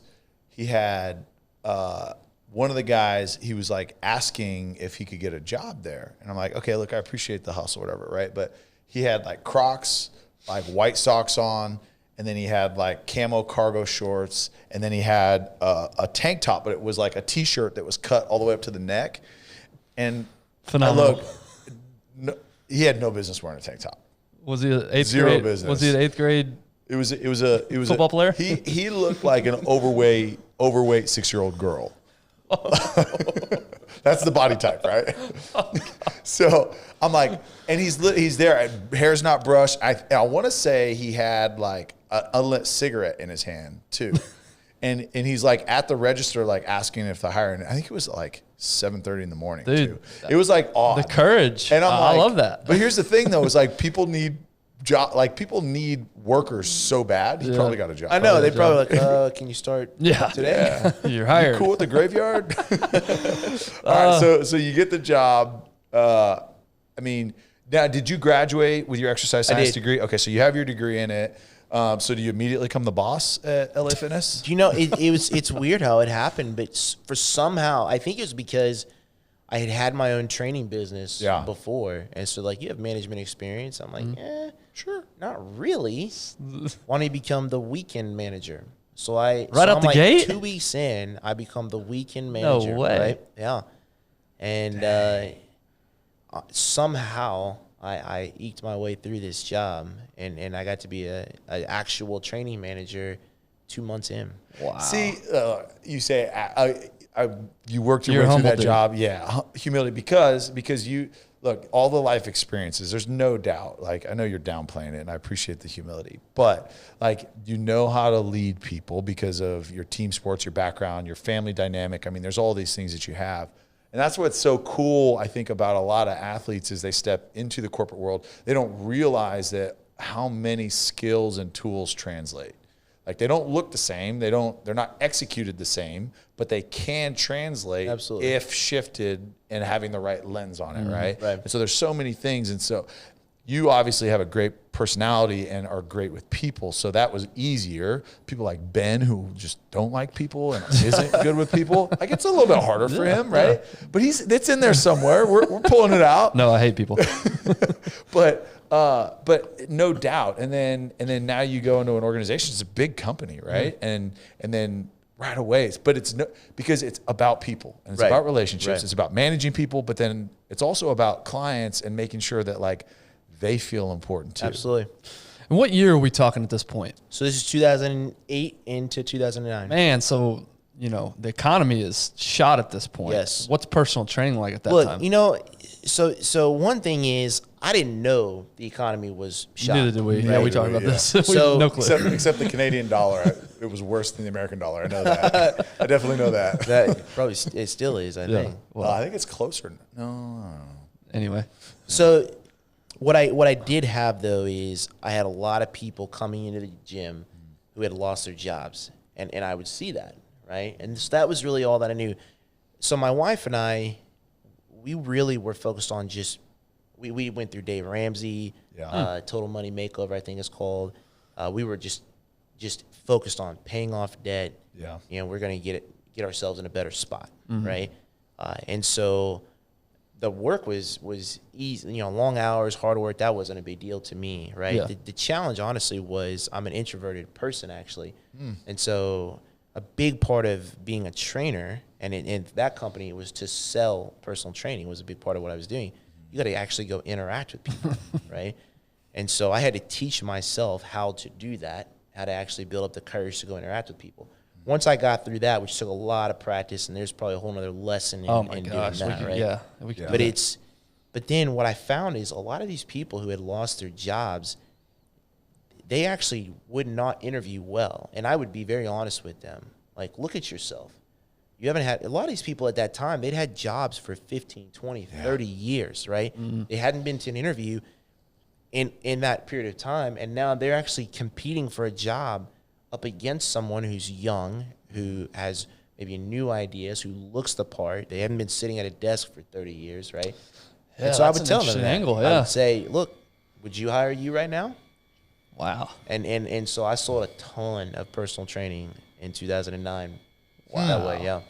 Yeah. Now That came to get a the gym. job. It's like, I'm not going to hire you, but you're going to pay me. No. These are people. No, These are people who lost their job. Right. Came into the gym because they realized I got to do something with my life now. Got it. Yeah. Okay. Yeah. So I'm looking at myself in the mirror. Yeah. There's no way I can go interview for another job. Yeah. Right? Okay. And I got to go to the gym and get in shape, but they have no idea what they're doing. Yeah. Right. Yeah. You know what I love about that is your average trainer would have probably made the excuses of the economy's bad right now. Nobody's buying personal training. They don't have the disposable, and yet you thrived in that environment. Oh man, I'm telling people, turn off your TV. What are you doing? Yeah. Cut off your cable. Yeah. You don't need that. Yeah. You need a job. Yeah. Right. And you got to train so you can get yourself in a better position, man. build confidence. And I was going to say, get there. and that's the beauty of that, right? Is there's all these ancillary benefits. Yeah, you're in better shape, like you present better, but the confidence that comes with it. Oh, yeah. The courage. I mean, there's so much that comes with like actually being in shape, right? Right. And so, all right, so you become the personal training manager, right? For that for that particular club. for that club. Was there like, okay, financially we're starting to get in a good position. We're comfortable. No kids yet at No this kids point. yet. Smart. And so was there a point where you're like, all right, what's next? Like you Absolutely. said, early on, that's how you were, right? It was Yeah. like never good enough. What's next? What's next? What's funny is, so when I came to Dallas I told you earlier, I worked out with the Desperados. When I came here for that, I worked out at an LA Fitness while I was staying with my brother. He had a membership there. And at this time, you know, like I said, I'd been a trainer in school, and I did that privately in people's homes, or they would come to me. And I remember looking around at that gym, and I thought, no way would I ever work in a gym. This is ridiculous, right? Yeah. And so there came a point, you know, a year and a half or so into working there, that I stopped and I thought, what am I doing? I never wanted to be a trainer, ever. Never wanted to work in a gym. I just happened to be good at it. I needed a job, right? And so at this point, I decided I'm going to go back to school and I'm going to pursue the medicine thing, right? And so I started, I put my application out for PA school, actually, physician assistant. Yeah. So I started interviewing for PA school. Yeah. While full-time job. So while I had a while still full-time personal job. training. Yeah. So what happened there? Yeah. So my wife and I have a plan, right? We're gonna pay off our debt. We're gonna have kids in 3 to 5 years from now. And anyway, so she ends up. So I end up leaving LA Fitness. Equinox comes around, right? Okay. So I could tell another story about that, I guess. But I have a chance to go on to Equinox, and if you're in fitness, that's where you want to be. Absolutely. Right? Yeah. And so I'm at Equinox. The funny thing is, in order to actually beef up my resume for my PA school applications, I need more clinical experience. They don't take personal training as clinical work, right? And so part-time, I went and got my license as a certified nurse's aide, and I'm working at a nursing home. And so from 3 o'clock in the morning to 8 o'clock in the morning, I'm taking care of a man in his home as his nurse's aide. From 3 a.m.? 3 a.m. to 8 a.m., yeah. What time are you waking up? I mean, whatever, probably 2 o'clock. Yeah. And then I'm hardly anybody knows this, actually, but then I was the personal training manager at the Dallas club you started at from, you know, whatever time, 8 to whenever I left that day. Yeah. You thought you got up early. I was going to say. Nope. Yeah. So I had no idea. I did that for months, and I had to go back and pick up the classes I couldn't pick up while I was playing ball in college. So I had to take genetics and microbiology. So I went to community college and took those at night. So you're, let's break this down. 3 a.m. to 5 a.m.? 8 a.m. 8 a.m., sorry. 3 a.m. to 8 a.m. You're taking care of a gentleman at his home. Yep. 8 a.m. to evening, you're at the Equinox personal training manager. Right. And then after that, you're going to school? Yeah. Usually class was a 7 to 9 o'clock class, yeah. Oh, my God. Yeah. Dude. Never So let's think too highly. Talk about the importance of recovery. Never think too highly of yourself, because there's always an example of somebody doing more. Wow. So what did your wife think of this? Yeah, I was gonna say, how is that? She was on board because she's always very supportive, and she knew that's what at least at the time, that's what I thought that I wanted to do, right? And so she was fully supportive of that, completely on board with it, yeah. Dude, you want to talk about working in the dark? Man. We just had this conversation last week of the work that takes place sees. literally in the dark at 3 No a.m., one sees, right? but also the dark of your mind and that nobody sees. And, you know, it's Instagram culture, right? I was You going gotta- to say, so of course you documented all this on your phone and Instagram and YouTube, not right? a chance, no. Did it feel like work at the time, or was it you were just so driven for that goal? It was like, this is just what I got to do. No, I mean, so most of that time, so the thing about working at the nursing home that was it was actually life-changing for me, right? And my wife and I talk about this all the time. I remember one man in particular, it just stands out in my mind. I got put on floor 2, and that's because I was big and strong, right? And so I could pick up a lot of the patients.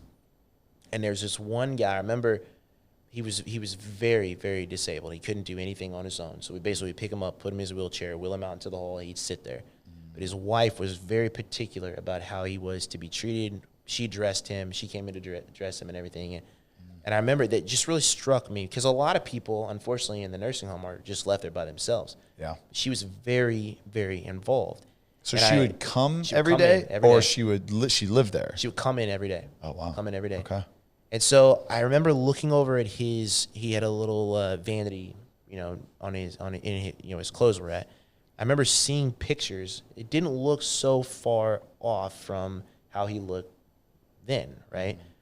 And just asking around, I found out that was within the last 2 or 3 years. They'd been on a deep sea fishing trip, right? And I'm thinking, this guy was like this, smiling, laughing with it. All he can do now is grunt. So 3 years ago, he's vibrant, right? For all I know, full of life, right? Interacting with her. Now you can't even recognize her, right? And it was so impactful to me, just thinking about how we go through life, and most people expect, you know, I'm going to live to be 70, 80 years old, and then I will stop and enjoy life, right? Anyway, that really stuck to me. So, yeah. God, that's powerful. So my point is, at that time, I think the focus was trying to give the best care that I could for those people, because I just would see that it's so important. Right? So how was the difference between, you know, your patients at the nursing home and then your clients at a very high-end club? Right. So was there like a perspective shift a little bit? For me, not really. And I think it's because, you know, especially at a fitness club like Equinox, people think that it's, you know, of course, it's very luxury, it's very high end, you know, it has the reputation that it has. But at the end of the day, everyone who's working out to accomplish something, whatever that something is unique to them, right? And so if somebody says, okay, I'm hiking Antarctica or Mount Rainier, like that's my thing that I'm training for. Yeah. To me, that's no different than the focus that I put, making sure I take care of somebody, trying to carry him to his wheelchair, right? It's just different, but it's as important to him to make it to his wheelchair as it is for this person to, for whatever their reason is, to climb Mount Rainier. Yeah. So how long did you go about the schedule? How long were you doing this? I did that for right about a year, just under a year. Yeah, just under a year. And then you were done with school, you graduated, or you got your classes done. So I finished the schooling that I needed to pick up the classes. I started interviewing, and I get a phone call from my wife, and she says, I'm at Equinox, right? And she says, I know where this is going. Would you still go to school? Would you still go to PA school if we were pregnant? And I'm like, what kind of question is that? No, I wouldn't still go to school if we're pregnant. She hangs up, right? And I'm like, that was weird.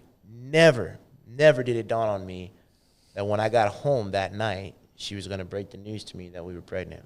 Yeah. All right, I want to take a quick minute to talk about our partner, Choctaw Casino and Resort.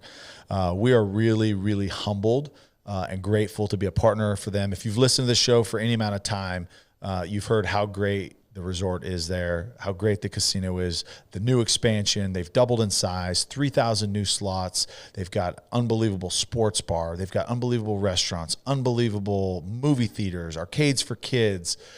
It is endless, the things that they've not only improved but added.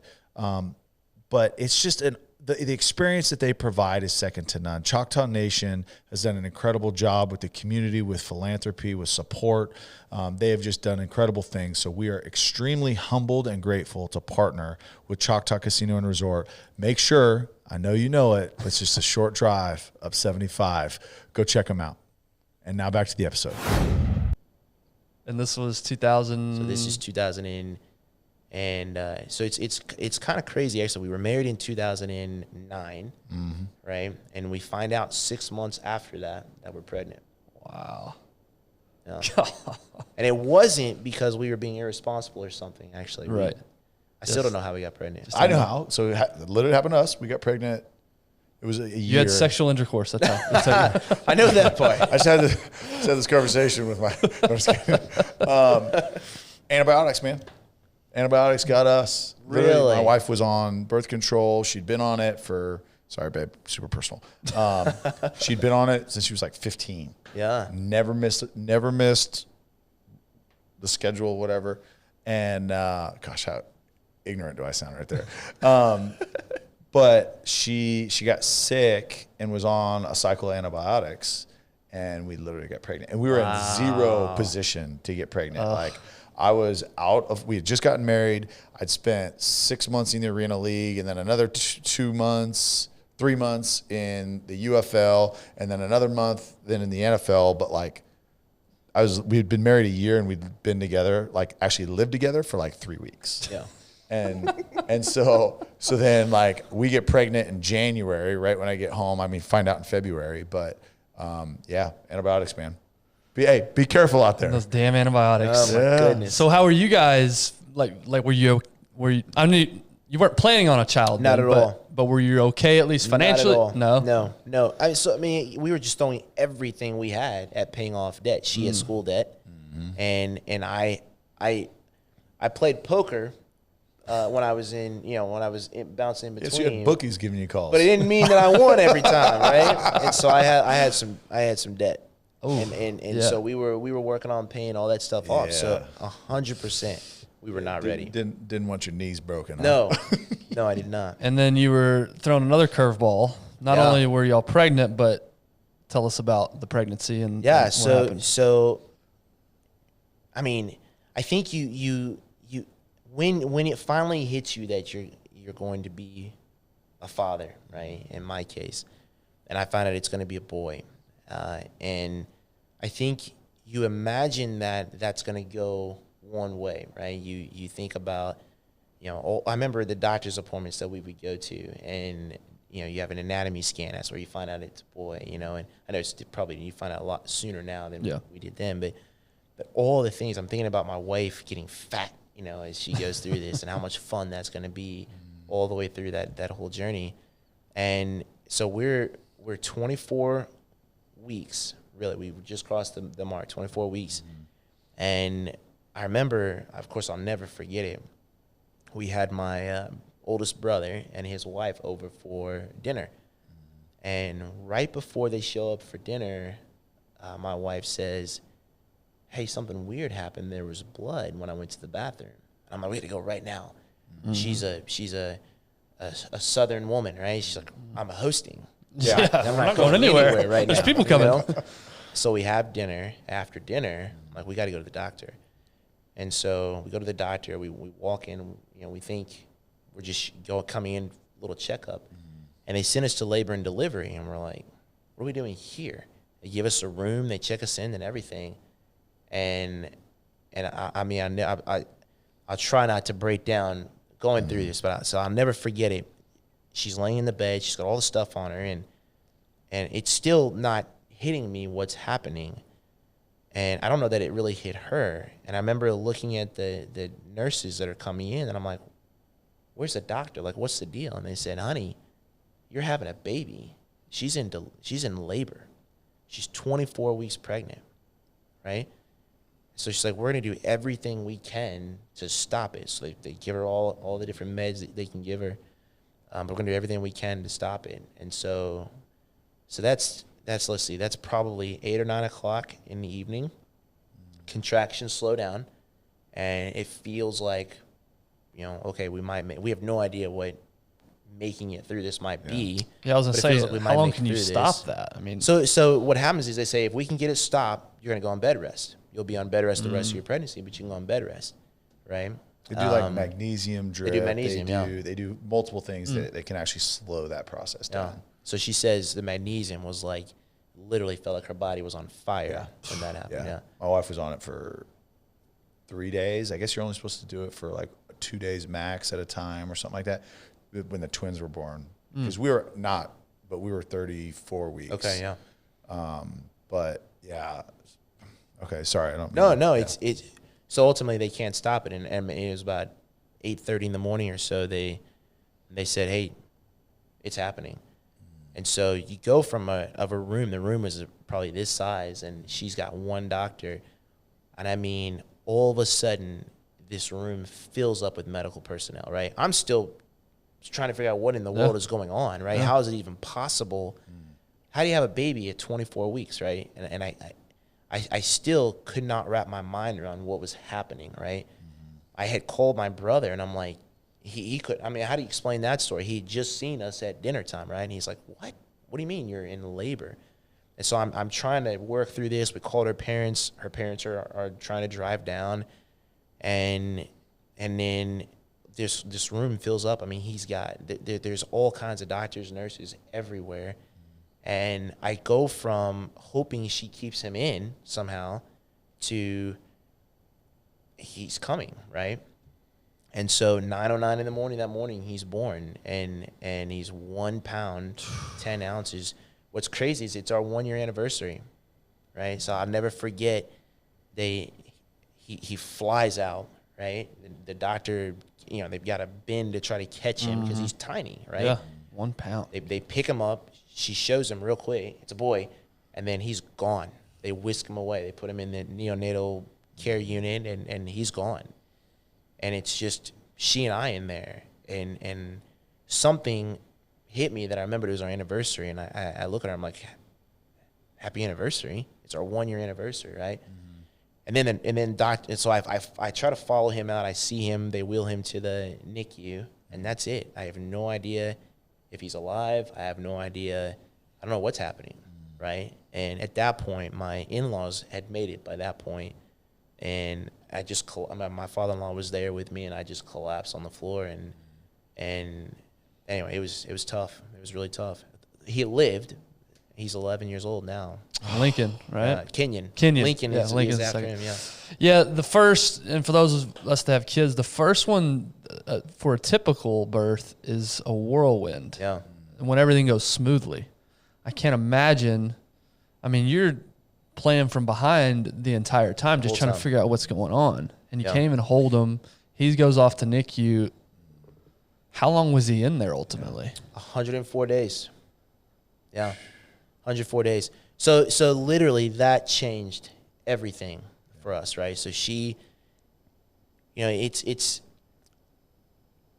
think I don't tell the story enough, honestly, to go back to that. And she wrote a book about it once upon a time and then never really did anything with it. That in and of itself was, it's a life-changing, being a new parent, life-changing experience. But now you're in a battle every day, daily, right? Every day, daily, and life doesn't stop. No, right? You've got responsibilities, you've got bills to pay, you've got debt. Now you're racking up other debt. The first thing that happens, the very first thing that happens is the hospital coordinator comes in and wants to know how you're going to pay for it, right? Well, it's maybe the second thing. The first thing is they tell you all the different things that are going to go wrong with him, and he had a less than a 25% chance of survival. I remember that number. And then the next person that comes in wants to know how you're paying for it. Yeah. Let's not breeze over that. So they come in, I think I remember this correctly. They tell you what his life is going to look like. Absolutely. Not just the next however many weeks. His whole life. They're laying out for you. Hey, he'll never be able to do this. He'll never be able to do that. He's always in it.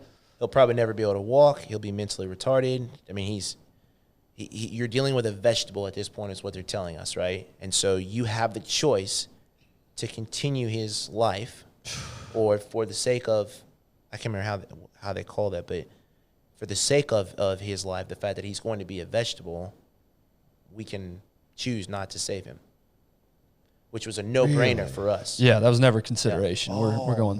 See, we have a close friend that delivered at 25 weeks.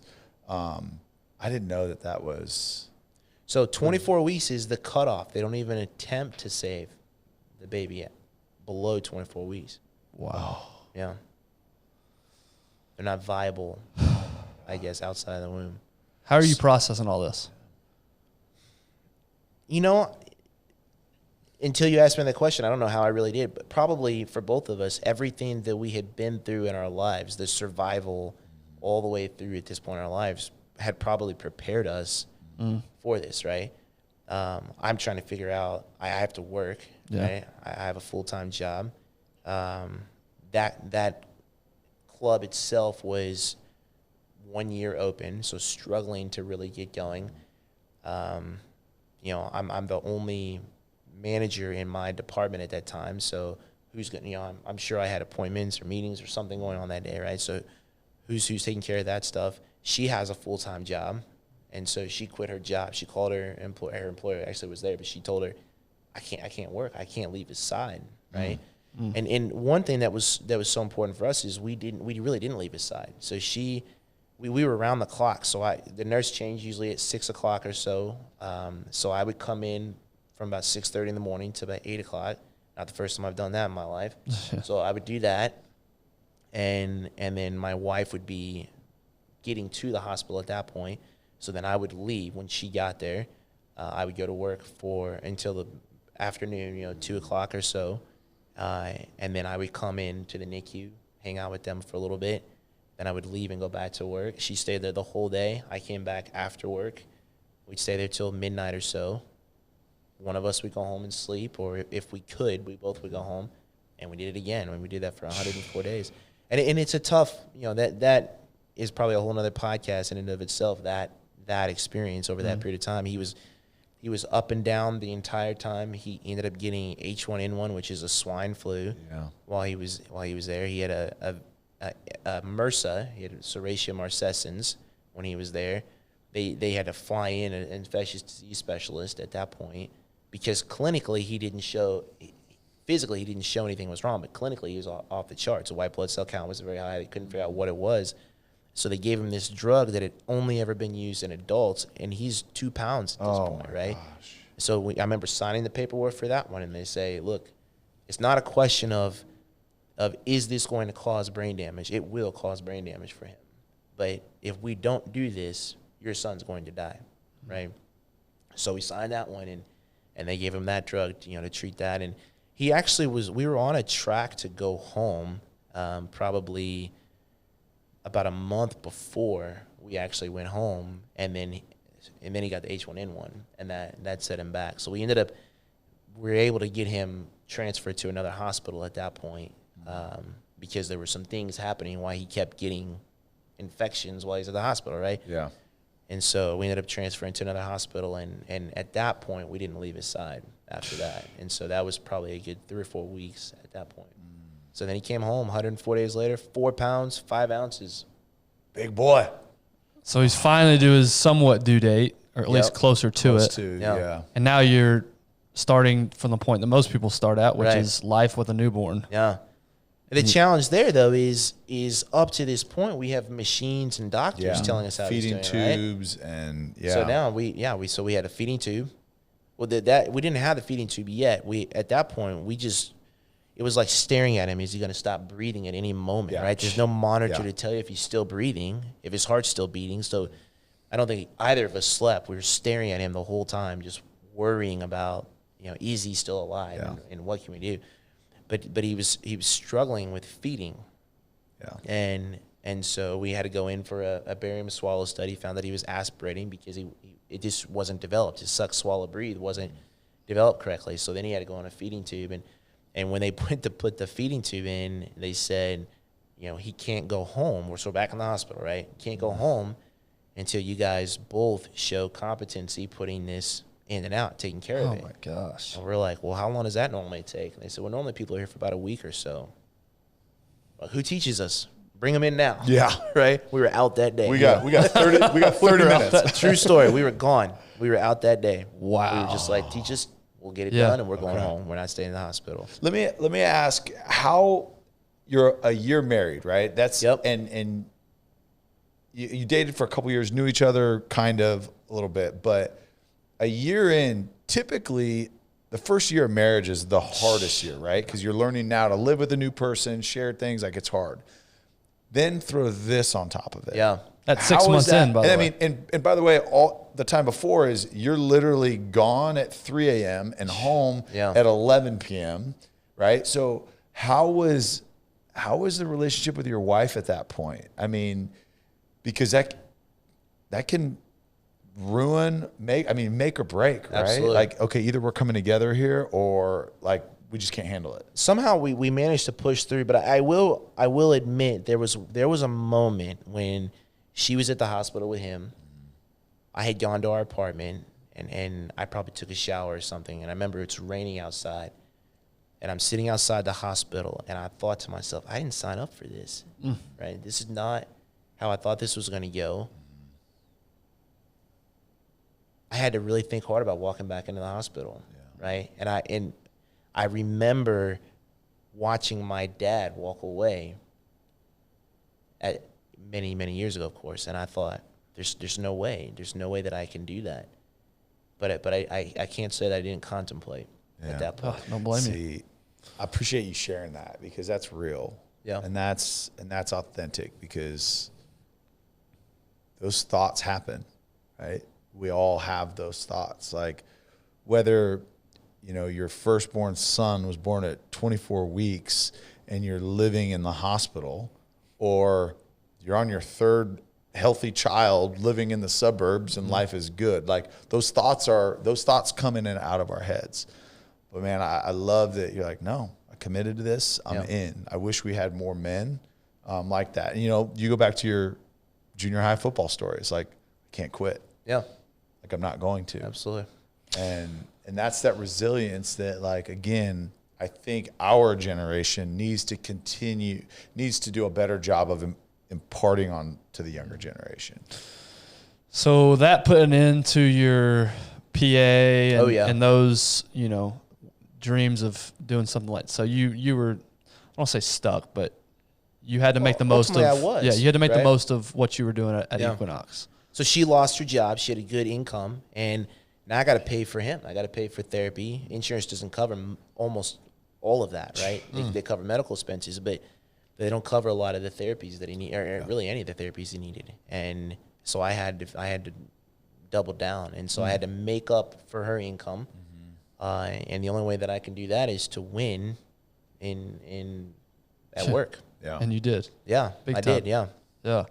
So, what was your mind I mean, there's no way. That's the amazing part to me, is that you were able to excel and perform when I know your mind wasn't there. You know, at least half your mind was at home. You know, with family. You know, I guess it's just being good at one would then serve the other, right?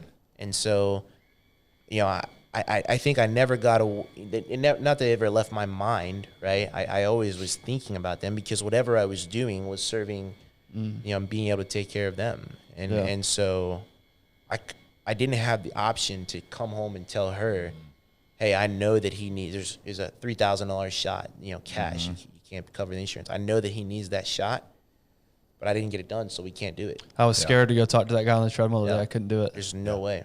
Yeah. God. So how did he progress over the years? Because you said he's 11 now. He's 11 now, yeah. What's you wouldn't have no idea just seeing him at 11. He has challenges that he deals with, but at 11 years old, you would have no idea. Really? You just saw him. You know, I will attest. Great. I didn't see him or interact with him much, but I did see, and I'll attest to that. You're exactly right. You wouldn't know just by looking at him. Right. Size-wise, how is he? Most people see him. I always think he's undersized, but you know, really, I think a lot of that has to do with we feed our kids very healthy, and they eat right. So like M&Ms, like I had before the show, right? Right. But a lot of kids are just over. They're too big right now, right? But a lot of people see him and they say that he's tall. And I think he's tall for his age. He went from being so my wife will be mad at me for not knowing this very well, but I think he went from being in less than 1 percentile of height and weight to he's like in the 70 to 80 percentile. Is he really? Of his height. Yeah. Wow. That's great. Yeah. And so 11 is what grade? So he started what? He's going into 5th grade. My gosh. We held him back 1 year, but he's going into 5th grade. And school, he's doing great. Yes. He was for the most part, he was a straight A student last year. That's amazing. And is he able to be at the public? So we actually, my wife by education was a teacher. Her first job, she was a teacher. So we homeschool. That's right. And we do a university model. So we homeschool 2 days a week, and they go to school 3 days a week. Okay. See, both boys do? Both boys do, yeah. And that vaccine for the H1N1 was going to ruin all his chances at being. Right. See, and that's, gosh, man, that's what's like heartbreaking about, and how many parents have been told you need to terminate. He's not going to have a life. It's going to be too hard for him. It's going to be this. And they listen, right? And they listen to a doctor. And we've talked about this multiple times. I talked to my wife about it, right? A lot of times we'll listen to a doctor like they're a god, right? And that, oh my gosh, you know everything. You know everything. They're people too. They're flawed. I don't think they're trying to hurt anything, but I can't imagine how many men and women today that their parents said, no, we're seeing this through, that have like made an unbelievable contribution to society and have done amazing things. And then I just wonder how many never got that chance that could have been. No question. Yeah. Like your son. And I have to credit my wife to all of that, right? I think I went to work and put my head down and made it happen, but his actual care, and to this day, she did. She never left his side. So the thing about the doctors is they would come in, and you have one who has a certain agenda that they focus in on this part of his testing results, right? And they put him on this path. This is the direction that we're going. And then on Friday night, a new doctor comes in, and they're like, well, they'll be here Friday, Saturday, Sunday, by the way. That's it. But they're going to change direction of care, right? Yeah. And so she had a nope. I mean, she was challenging nurses and doctors. They'd come in without a glove. She's like, whoa, don't come in here without that glove. I mean, she's a mama bear, right? And so she was all over it. Yeah. So is he able to do sports and things? He does, yeah. Good. Yeah, so he played baseball this past season, and he's hoping to play. He signed up to play flag football this year. Good for him, man. Yeah. Awesome. God, That's so great. And he's just leading. Is he living longer than they initially projected? Is he? I mean, so really what it was for him was once he got past an initial so with preemies, essentially, as you grow, you develop, right? Yeah. So there's a significant difference between 24 and 25 weeks, 25 and 26 or 27 weeks, right? Yeah. Once you start getting, so I want to say they gave him a 25% chance of just surviving, right, at 24 weeks. But the baby who was next to us in the NICU was 27 weeks. He had a 97% chance of survival, right? So just the 3 weeks difference made a big difference. Yeah. Right? Like days are big deals. Yeah. Like even for us, much later, at 34, getting to 34 weeks, like 3 days was like a big deal. Like she did that magnesium drip, and then it was like, okay, we're done with this, and then we got to get 2 more days. Like it's a big deal, and I think at that point it's lungs was the biggest thing. Because they're sticky earlier, and there's a fluid that is released at a certain stage, and so that they're not sticky, so they can actually start to breathe on their own, and they wouldn't have to be on oxygen. Yeah. So the longer it went, it was less about survival. It was more about just development. Quality of life. Yeah, what's he gonna quality of life? Yeah. So what is he going to be able to do in his life? Yeah, and what other ailments is medical concerns, whatever might happen. So we've done a ton of therapy and things like that for him. But so at this point now, I mean, is he still on or like a therapy regimen? Is he still doing certain things like, hey, look, we got to be proactive, or there's certain things that we've got to still continue to develop at this point? We're super careful with his immune system, but he has a very healthy immune system. Okay. But one of the things we try to avoid, if at all possible, is antibiotics. Yeah. Right. So if we can keep him off of that, and we can keep ahead of his care, then he's really fine. Awesome. It's just he didn't have his own immune system, right? And so we were very, very careful, really his entire life.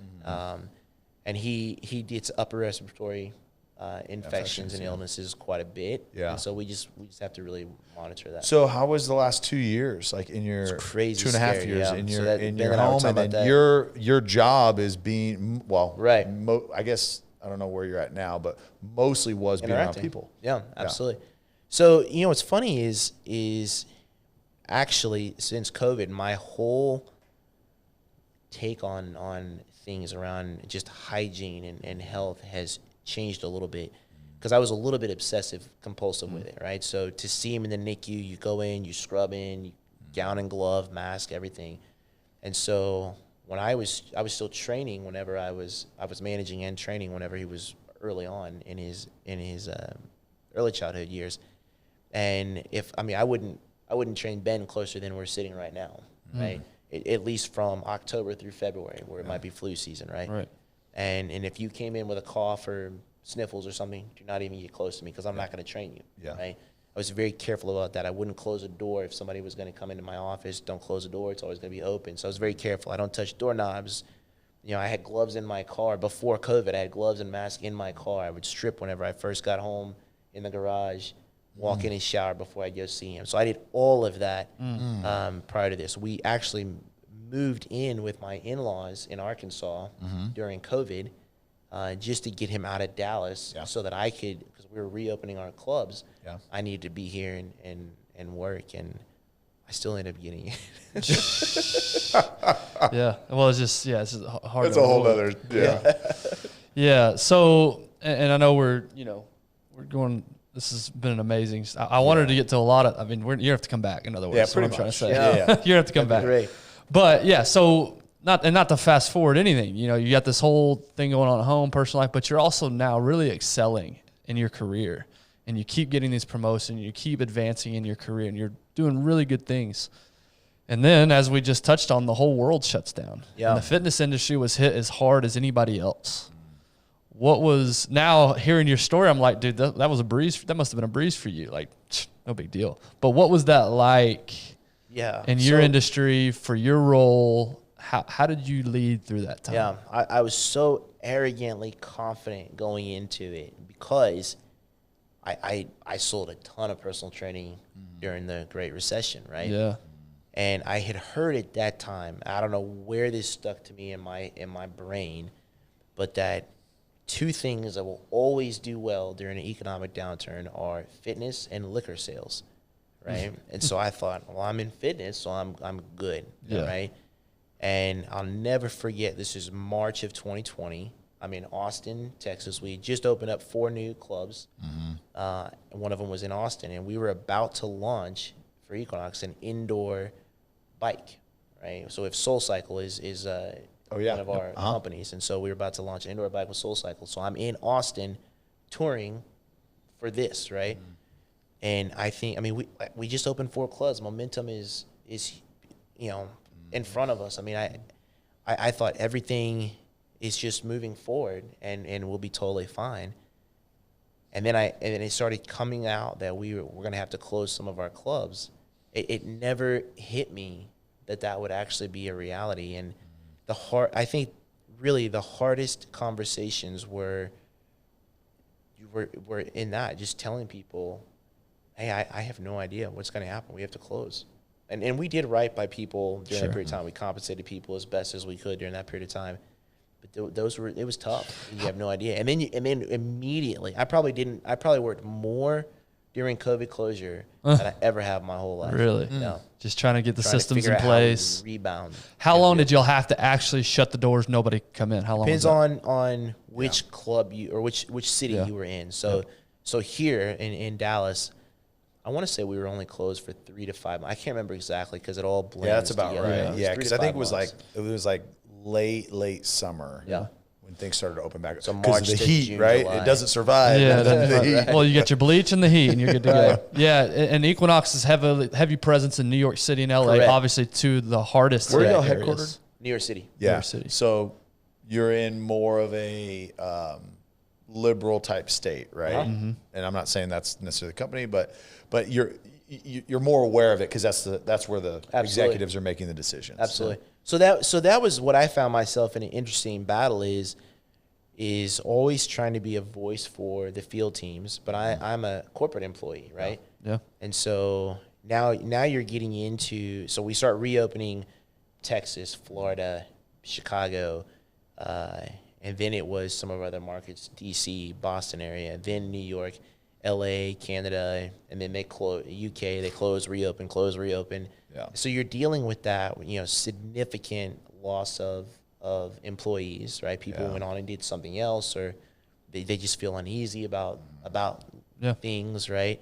And then we start dealing with vaccination mandates, right?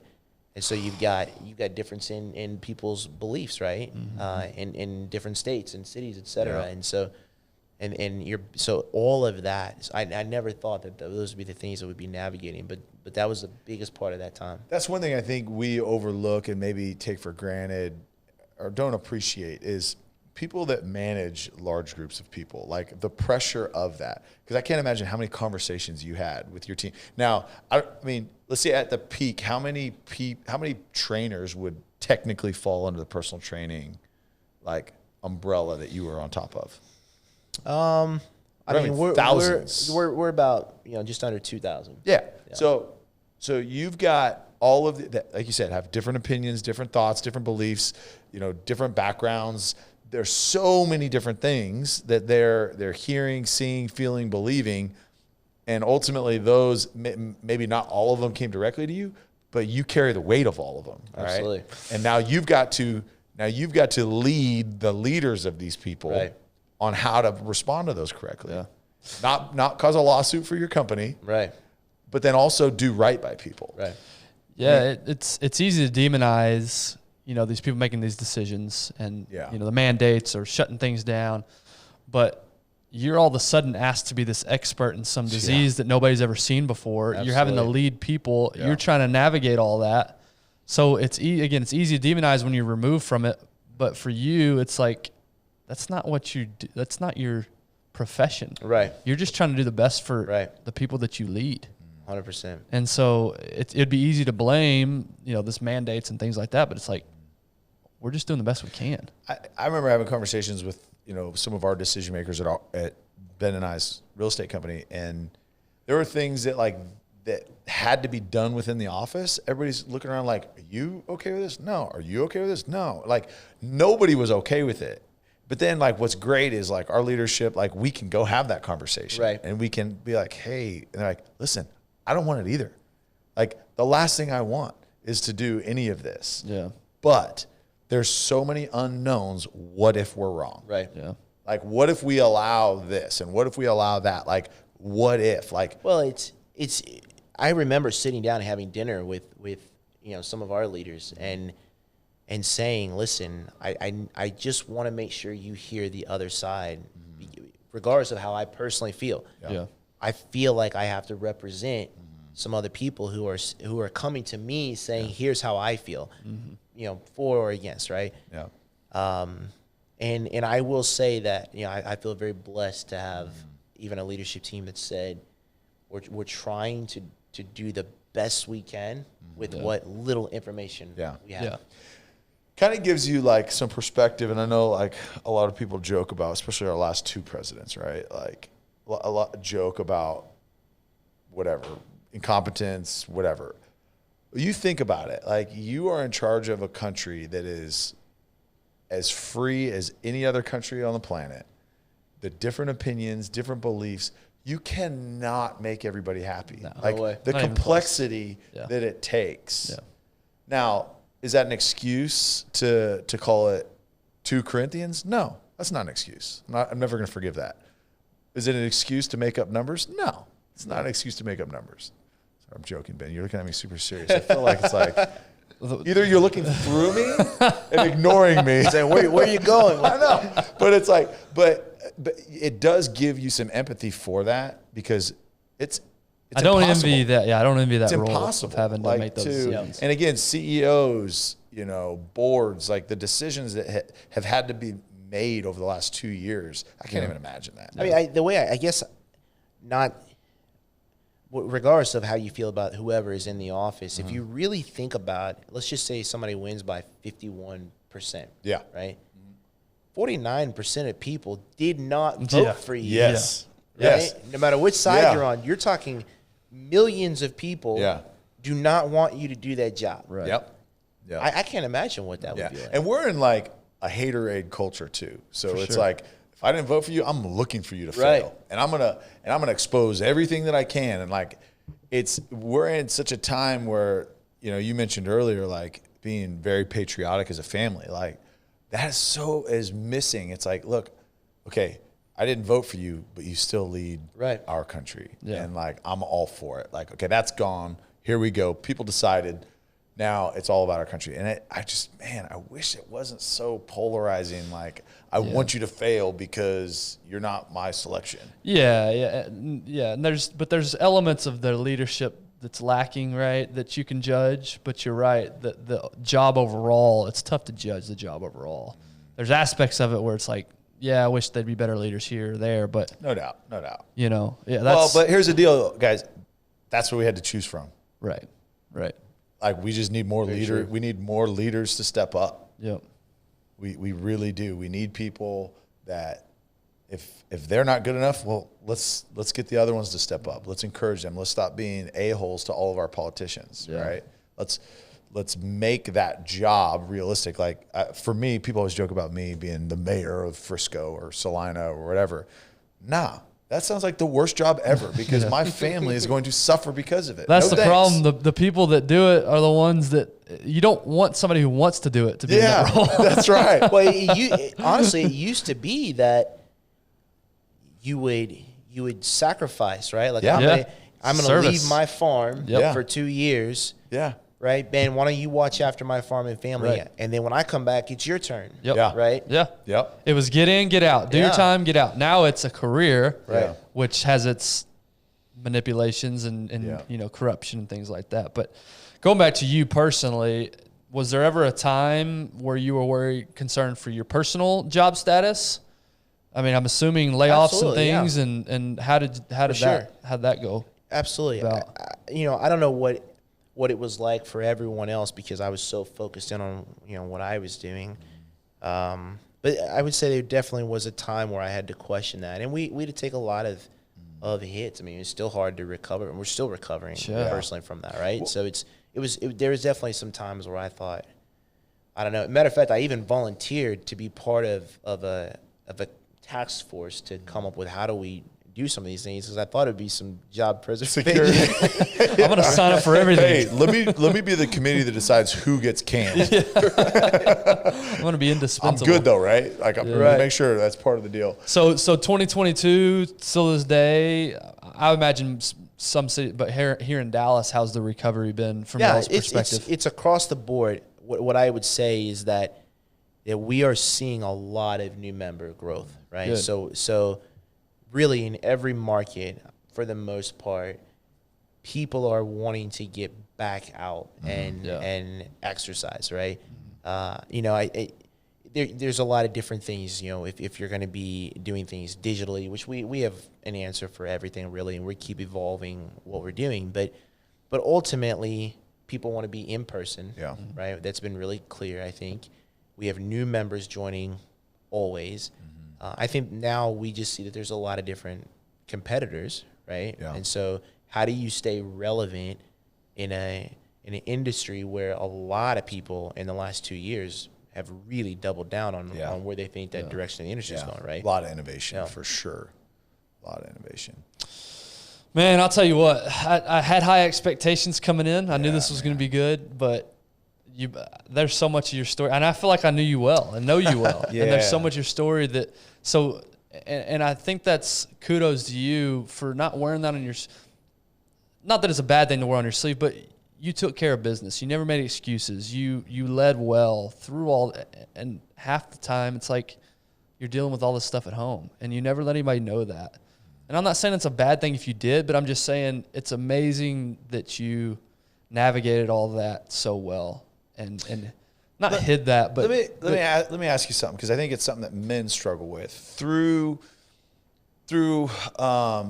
Kenyon.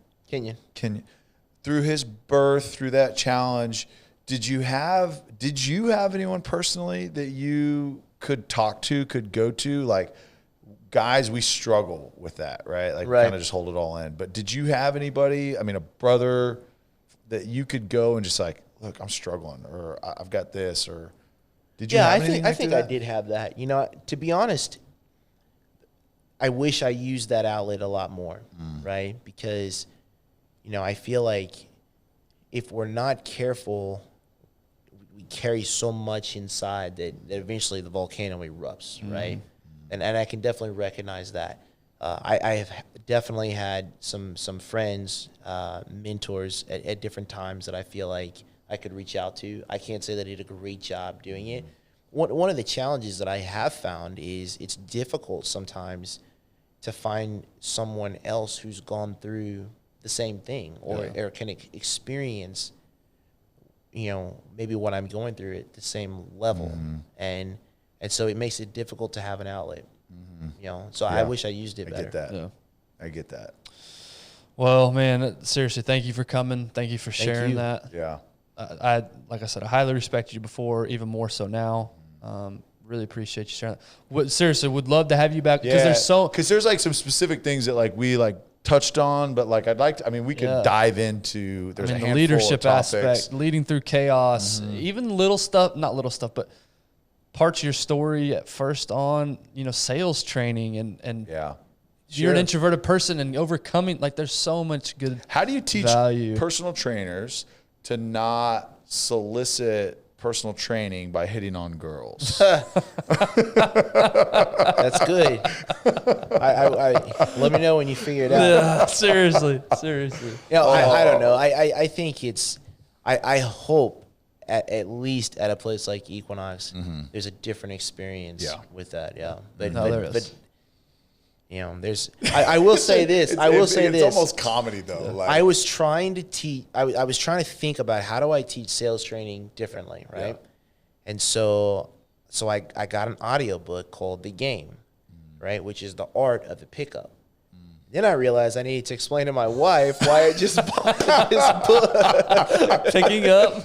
And then I have this app that I'm swiping. It's research, babe. It's research. It's the books that I had to Prospects, gym prospects. Actually, there's a lot of similarities between the art of being a pickup artist and picking up clients. Picking up clients. Y'all remember that TV show, The Pickup Artist? You remember that? No. Oh, dude. You remember that? I think it was MTV or something like that. Dude, he's 23. And there was some dude, because it was like this guy that was teaching these other guys how to like pick up girls. And the dude that they had as like the pro, dude had like a purple hat with like leopard around it. Like literally looked like a pimp out of a cartoon. They call it peacocking. Yeah. And literally like this guy, I'm like, there's no way any female ever thinks that's attractive. But apparently they've labeled this dude, and he's teaching these other guys like big old hoop earrings and like all these things. And I'm like, that really works. So I'm interested. I'm going to read the game. You may have to read the book. I'm going to read. Just make sure you. David, how did we get maybe there? I'll do audiobooks so I don't have that on my nightstand. Yeah. How did we get there? We're trying to land the plane here, and you're taking us back up for another. Oh man, you know me, man. You're taking us back to 30,000 feet. I do want to end with this question for you. Yes. Somebody's sitting here listening to this story. They're in the heat of the moment right now. They're in a dark place, and they're like, maybe not the exact same, but they're in something right now that they're struggling with. What's your encouragement to that person who's sitting here listening to this, going through it? Very good question. I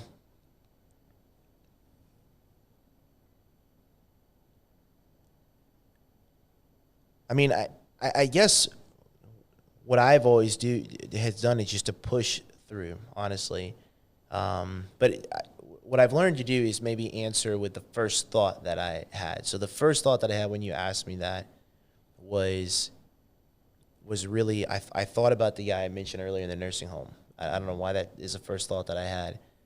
But I guess the idea behind that being that life is short, really. And that there